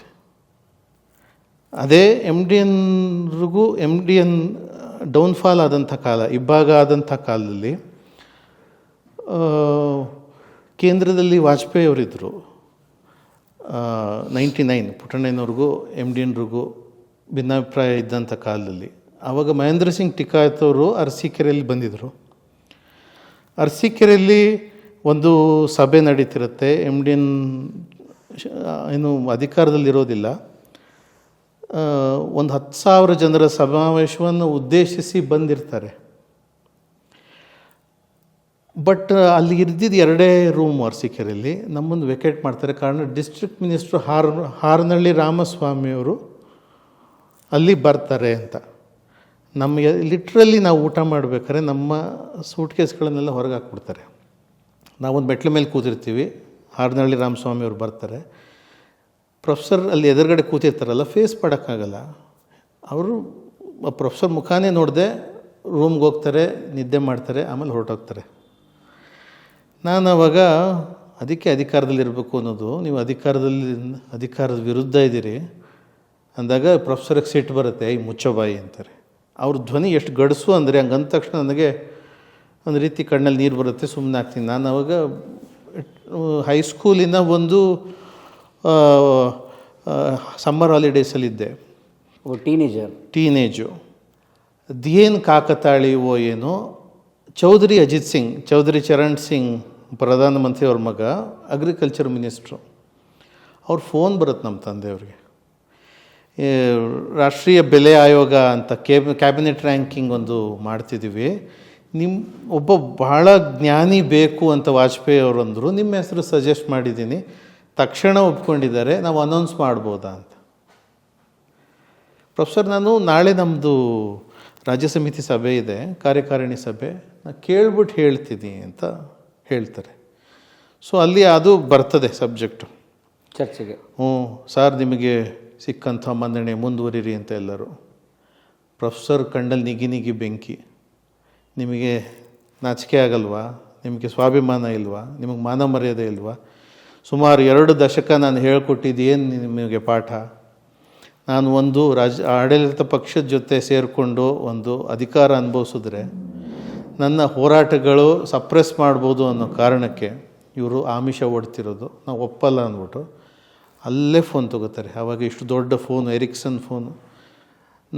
ನನ್ನ ಅಗತ್ಯ ನನ್ನ ಚಳುವಳಿಗಿದೆ ಅಂತ ಹೇಳ್ತಿದ್ದಾರೆ, ಆ ಕಾರಣ ನಾನು ಒಪ್ತಾ ಇಲ್ಲ ಅಂತ. ಸೊ ಪ್ರೊಫೆಸರ್ ಅವರ ಈ ಗುಣಗಳು ಅವರನ್ನು ಇತಿಹಾಸದಲ್ಲಿ ಉಳಿಸಿವೆ. MDN ನಮ್ಮ ಕ್ಯೂಬಾದ ಚೆಗುವೆರಾ ಇರ್ಬೋದು, ಫಿಡೆಲ್ ಕ್ಯಾಸ್ಟ್ರೋ ಇರ್ಬೋದು, ಅಥವಾ ನೆಲ್ಸನ್ ಮಂಡೇಲಾ ಅವರಿರ್ಬೋದು, ನೆರೆರೆ ಅವರಿರ್ಬೋದು, ಮಹಾತ್ಮ ಗಾಂಧಿ ಅವರಿರ್ಬೋದು, ಡಾಕ್ಟರ್ BR ಅಂಬೇಡ್ಕರ್ ಇರ್ಬೋದು, ಅವರ ವಿಚಾರಗಳು, ಅವರ ಹೋರಾಟಗಳು ವಿಶ್ವದಾದ್ಯಂತ ಅಷ್ಟೇ ಮೌಲ್ಯಯುತವಾದದ್ದು. ಅವರು ಕನ್ನಡ ಮಣ್ಣಿನಲ್ಲಿ ಹುಟ್ಟಿದ್ದರು ಎನ್ನುವುದಕ್ಕೆ ಕನ್ನಡಿಗರು ಹೆಮ್ಮೆ ಪಡಬೇಕು. ಆ ಕಾರಣ ಅವರನ್ನು ವಿಶ್ವರಹಿತ ಚೇತನ ಅಂತ ಕರೆಯೋದು. ಆ ಕಾರಣ MDN ವಿಚಾರಗಳು ಸಾರ್ವಕಾಲಿಕವಾಗಿ ಅಧ್ಯಯನಕ್ಕೆ ಒಳಲ್ಪಡುವಂಥದ್ದು, ಸದಾ ಜೀವಂತ.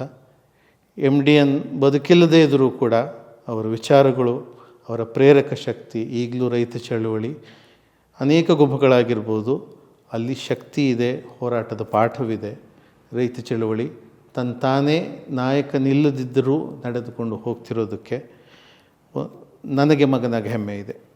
ಇಷ್ಟು ಅವಕಾಶ ಮಾಡಿಕೊಟ್ಟಿದ್ದಕ್ಕೆ ನನಗೆ ಧನ್ಯವಾದಗಳು.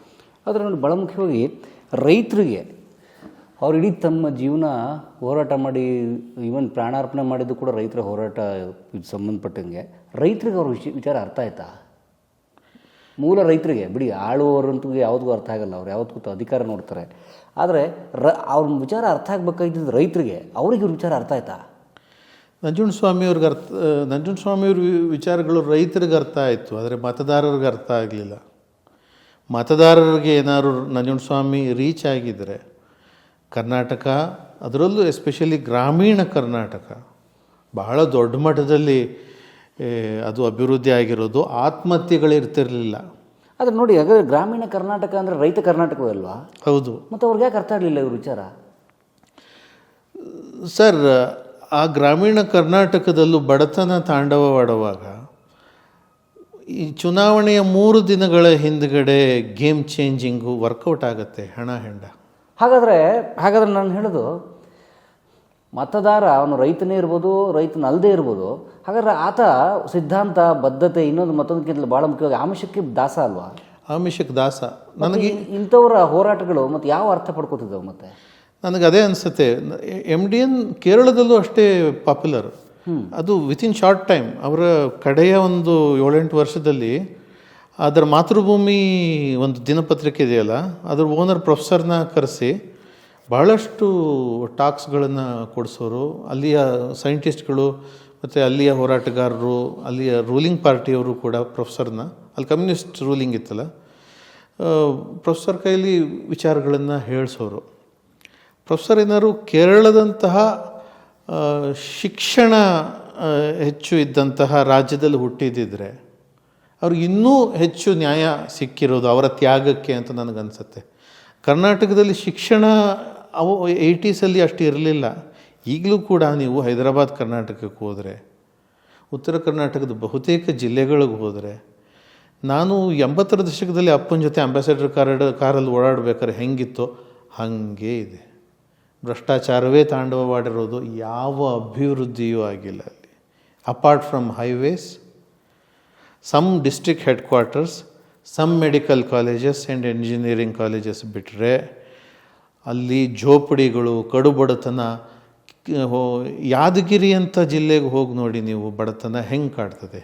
ಶಹಾಪುರ ಅಂತ ಕಡೆ ಹೋಗಿ, ರಾಯಚೂರಿನಲ್ಲಿ ಅನೇಕ ಸಿಂಧನೂರು ಅಂತ ಕಡೆ ಹೋಗಿ, ಕೊಪ್ಪಳಕ್ಕೆ ಹೋಗಿ, ಕೊಚ್ಚೆಮೋರಿಗಳು, ಹಂದಿಗಳು ಹೆಂಗೆ ಕಡು ಬಡತನ ಕಾಡ್ತದೆ. ಬಡತನವೇ ಮನೆಯ ಮುಂದೆ ಹರಿದಾಡುವ ಕಕ್ಕಸ್ಸಿನ ನೀರುಗಳನ್ನು ನಾನು ಈ ಕಾಲದಲ್ಲೂ ನೋಡಿದ್ದೀನಿ. ಅಂದರೆ ಅವರು ಬಡವರು ಅನ್ನೋ ಕಾರಣಕ್ಕೆ ಆಮಿಷಕ್ಕೆ ಒಳಗಾಗ್ತಿದ್ದಾರೆ, ಅಥವಾ ಏನು ಸಿದ್ಧಾಂತ ಬೇಡವಾ? ಅಂದರೆ ಒಂದು ಸಿದ್ಧಾಂತಕ್ಕೆ ಬದ್ರಾದರೆ ದೀರ್ಘಾವಧಿ ಬದುಕು ಸುಂದರವಾಗುತ್ತೆ, ಅದು ಬೇಡ. ಬೇರೆ ಯಾವುದೋ ಒಂದು ಪ್ರೊಫೆಸರ್ನ ಸೋಲಿಸಿದ ಮೇಲೆ, ಬೇರೆ ಒಂದು ಪಕ್ಷ ಆಡಳಿತಕ್ಕೆ ಬಂದ ಮೇಲೆ, ಅಧಿಕಾರಕ್ಕೆ ಬಂದ ಮೇಲೆ ಏನಾರು ನ್ಯಾಯ ಆದರೆ ಹುಡುಕೊಂಡು ಪ್ರೊಫೆಸರ್ ಹತ್ರ ಬರೋರು ಇದೇ ರೈತರು. ನಮ್ಮ ಮನೆ ಮುಂದೆ 1000 ಜನ ಬರೋರು, ತಾಪತ್ರಯ ನಮ್ಮ ಪರ ಬನ್ನಿ ಅಂತ. ಅದ್ರ ಓಟ್ ಮಾತ್ರ ಆಗ್ತಿರ್ಲಿಲ್ಲ. ಓಟು ಹಣ ಹೆಂಡ ಪಡೆದವ್ರಿಗೆ ಮಾತ್ರ ಹೋಗ್ತಿತ್ತು. ಇದು ಕರ್ನಾಟಕದಲ್ಲಿ. ಹಾಗಾದ್ರೆ ನಂಜುಂಡಸ್ವಾಮಿ ಅವ್ರ ಆತ್ಮ ಭಯಂಕರ ಓದಾಡ್ತಿರುತ್ತೆ ಈಗ. ಖಂಡಿತ ಓದಾಡತ್ತೆ. ಇಂಥ ಒಂದು ವ್ಯವಸ್ಥೆ ನಿರ್ಮೂಲನ ಆಗೋವರೆಗೂ ಚುನಾವಣೆ ಫ್ರೀ ಆ್ಯಂಡ್ ಫೇರ್ ಆಗಬೇಕು ಅಂತ, ಅವರ ಉಚಿತವಾಗಬೇಕು ಮತ್ತು ನ್ಯಾಯಸಮ್ಮತವಾಗಬೇಕು ಅನ್ನೋದು ಅವರ ಉದ್ದೇಶವಾಗಿತ್ತು. ಅದು ಈಡೇರದೇ ಇದ್ದಿದ್ದರಿಂದ ಅದು ಈಗಲಂತೂ ನಾನು ಸುಮಾರು ಒಂದು 2 ಇತಿಹಾಸ ವಿಚಾರಗಳು ಒಂದು 2 ಗಂಟೆ ಹೇಳಿರ್ಬೋದಾ. ನಾನು ವಿಧಾನಸಭೆಗೆ ಯೋಗ್ಯನಲ್ಲ, ಕಾರಣ ನನ್ನ ಹತ್ರ ವಿಧಾನಸಭೆ ಕಂಟೆಸ್ಟ್ ಮಾಡೋಕ್ಕೆ ಹಣ ಇಲ್ಲ.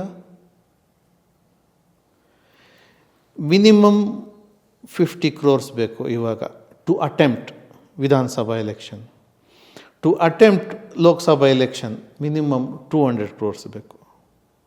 ರಿಯಲ್ ಎಸ್ಟೇಟ್ ಉದ್ಯಮಿಗಳು ಗಣಿಗಾರಿಕೆ ಮಾಡೋರದ್ದು ಮಾತ್ರ ತಾಣ ಆಗಿದೆ ಹೊರತು ನಿಜಕ್ಕೂ ಒಳ್ಳೆಯದು ಮಾಡಬೇಕು, ಅಭಿವೃದ್ಧಿ ಮಾಡಬೇಕು, ಬಡವ್ರಿಗೆ ಬರಬೇಕು ಅಂತ ನನ್ನಂಥ ಜೀವಗಳಿಗೆ ಅಲ್ಲಿ ಅವಕಾಶವೇ ಇಲ್ವಲ್ಲ.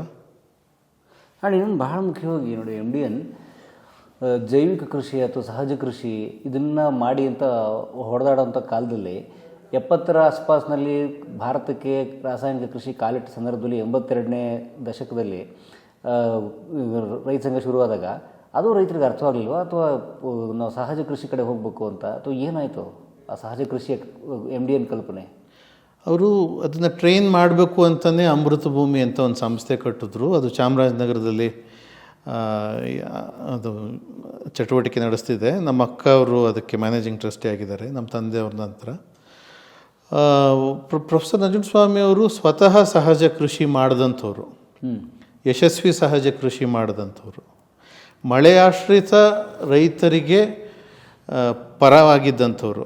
ಕಾರಣ ಆಫ್ಟರ್ ಗ್ರೀನ್ ರೆವಲ್ಯೂಷನ್ನು ಅವರ ಇಂಟರ್ವ್ಯೂ ಇದೆ ನೋಡಿ, ಏನು ಗ್ರೀನ್ ರೆವಲ್ಯೂಷನ್ನಿಂದ ಉತ್ತಮ ಇಳುವರಿ ಬಂತು ಅಂತ ಒಂದು ದಾಖಲೆಗಳಿವೆಯಲ್ಲ ಅಂದಾಗ, ಗ್ರೀನ್ ರೆವಲ್ಯೂಷನ್ ಆಗೋವರೆಗೂ, ಹಸಿರು ಕ್ರಾಂತಿ ಆಗೋವರೆಗೂ ಮಳೆಯಾಶ್ರಿತ ರೈತರು ಜನರ ಹೊಟ್ಟೆ ತುಂಬಿಸಿರೋದು, ಅದರ ಬಗ್ಗೆ ಅಧ್ಯಯನ ನಡೆದಿಲ್ಲ ಅನ್ನೋ ಮರು ಪ್ರಶ್ನೆ ಹಾಕ್ತಾರೆ. ನಿಜಕ್ಕೂ ಆಗ ಬೆಟ್ಟಗಳಿದ್ವು, ಕಾಡುಗಳಿದ್ವು, ಅವು ಮೋಡಗಳನ್ನು ತಡೀತಿದ್ವು, ಮಳೆ ತರ್ತಾಯಿದ್ವು. ಈಗ ಬೆಟ್ಟಗಳನ್ನು ಕಡ್ದಿದ್ದಾರೆ, ಗಣಿಗಾರಿಕೆ ಮಾಡಿದ್ದಾರೆ, ನೆಲಕ್ಕೆ ಹಾಕ್ಕೊಂಡಿದ್ದೀವಿ, ಕಾಡುಗಳನ್ನು ಕಡಿದು ಜಮೀನು ಮಾಡಿದ್ದೀವಿ. ಆದ್ದರಿಂದ ಪಂಚಾಂಗ ಇದೆಯಲ್ಲ, ಪಂಚಾಂಗ ಎಂಥ ಅದ್ಭುತವಾದ ಶಾಸ್ತ್ರ ಅಂದರೆ ಅದನ್ನು ನೋಡಿ ಮಳೆ ಹೇಳ್ತಿದ್ರು. ನಮ್ಮ ಕ್ಯಾಲೆಂಡರ್ ಅದು ಮೂಲಕ, ನಾಟ್ ಜೂಲಿಯಸ್ ಸೀಸರ್ ಮಾಡಿರೋ ಕ್ಯಾಲೆಂಡರ್ ಅಲ್ಲ ಅದು ನಮ್ಮ ಋತುಮಾನ. ಸೊ ಆ ಪಂಚಾಂಗದಕ್ಕೆ ಅನುಗುಣವಾಗಿ ಈಗ ಮಳೆ ಬರ್ತಾನೆ ಇಲ್ವಲ್ಲ. ಕಾರಣ ಬೆಟ್ಟಗಳು, ಕಾಡುಗಳು ಕಡಿದು ನಗರೀಕರಣ ಆಗಿರೋದ್ರಿಂದ. ಸೊ ಪ್ರಕೃತಿಗೆ ಅನುಗುಣವಾಗಿ, ಪ್ರಕೃತಿಗೆ ಹೊಂದಿಕೆಯಾಗುವಂತಹ ಕೃಷಿಯನ್ನು ಮಾಡಬೇಕು ಅಂತ ಪ್ರೊಫೆಸರ್ ಹೇಳಿದ್ದುಂಟು. ಇದು ಅವರ ವಿಚಾರವಾಗಿತ್ತು.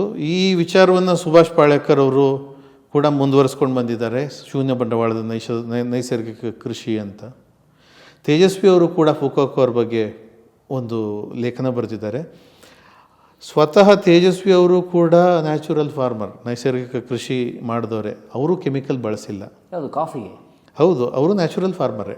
ಹೌದು, ಕಾಫಿ ಸಹಜವಾಗಿ ಮಾಡ್ಬೋದಾ? ಹೌದು, ಅವರು ನ್ಯಾಚುರಲ್ ಫಾರ್ಮರೇ ಅಲ್ಲ, ಅವರು ಸಹಜ ಕೃಷಿಯ ಪರವಾಗಿ ಇದ್ದಂಥವ್ರು. ಸಿದ್ಧಾಂತಗಳು, ಆಲೋಚನೆಗಳು, ಪರಿಕಲ್ಪನೆಗಳು ಎಷ್ಟೇ ಗಟ್ಟಿಯಾಗಿದ್ದರೂ ಕೂಡ ಅವು ನಿಜಕ್ಕೂ ಫಲ ಕೊಡುವಂಥದ್ದು ಅದನ್ನು ಪಾಲಿಸುವವರ ಕೈಗೆ, ಸರಿಯಾದವ್ರ ಕೈಗೆ ಅವು ಸಿಕ್ಕಾಗ ಮಾತ್ರ.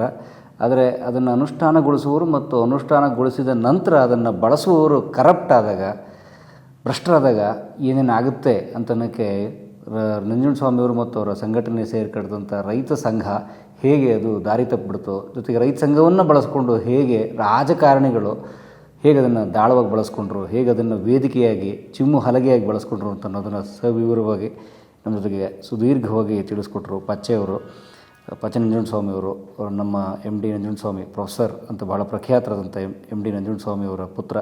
ಸರ್, ಭಾಳ ಧನ್ಯವಾದ ನಿಮ್ಮ ಕಲಾ ಮಾಧ್ಯಮದ ಎಲ್ಲರ ಪರವಾಗಿ ಸರ್. Thank you sir. ಧನ್ಯವಾದ.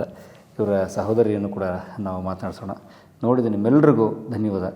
ಪ್ರೊಫೆಸರ್ ಇದ್ದಿದ್ದರೆ 90 ವರ್ಷ ಇದೇ ಫೆಬ್ರವರಿ 2026ಕ್ಕೆ ಅವ್ರನ್ನ ನೆನೆಯೋಣ. ಈ ಶ್ರದ್ಧಾಂಜಲಿ ಸಲ್ಲಿಸೋದು, ಅವ್ರ ಬಗ್ಗೆ ಶ್ರದ್ಧಾಂಜಲಿ ಸಲ್ಲಿಸಿ ಕಣ್ಣೀರು ಹಾಕೋದು ಇಂಥದನ್ನು ಬಿಟ್ಟು ಅಂಥವ್ರು ಮಾಡಿದ ಸಿದ್ಧಾಂತಗಳನ್ನು, ಆದರ್ಶಗಳನ್ನು ಪಾಲಿಸೋದ್ರ ನಿಜವಾದ ಶ್ರದ್ಧಾಂಜಲಿ ಅಂತ ನನ್ನ ಅನಿಸಿಕೆ. ಅದನ್ನು ಮಾಡೋಣ ಅಂತ ಕೇಳಿಕೊಂಡು, ರೈತ ಸಂಘಗಳೆಲ್ಲ ಒಟ್ಟಾಗುವ ಕಾಲ, ಒಟ್ಟಾಗಿ ಈ ನಾಡಿನ ಹಿತ ಚಿಂತನೆ ಮಾಡುವ ಕಾಲ, ಈ ನಾಡಿಗಾಗಿ, ನಾಡಿನ ರೈತರಿಗಾಗಿ ದುಡಿಯುವ ಕಾಲ ಬೇಗ ಬರಲಿ.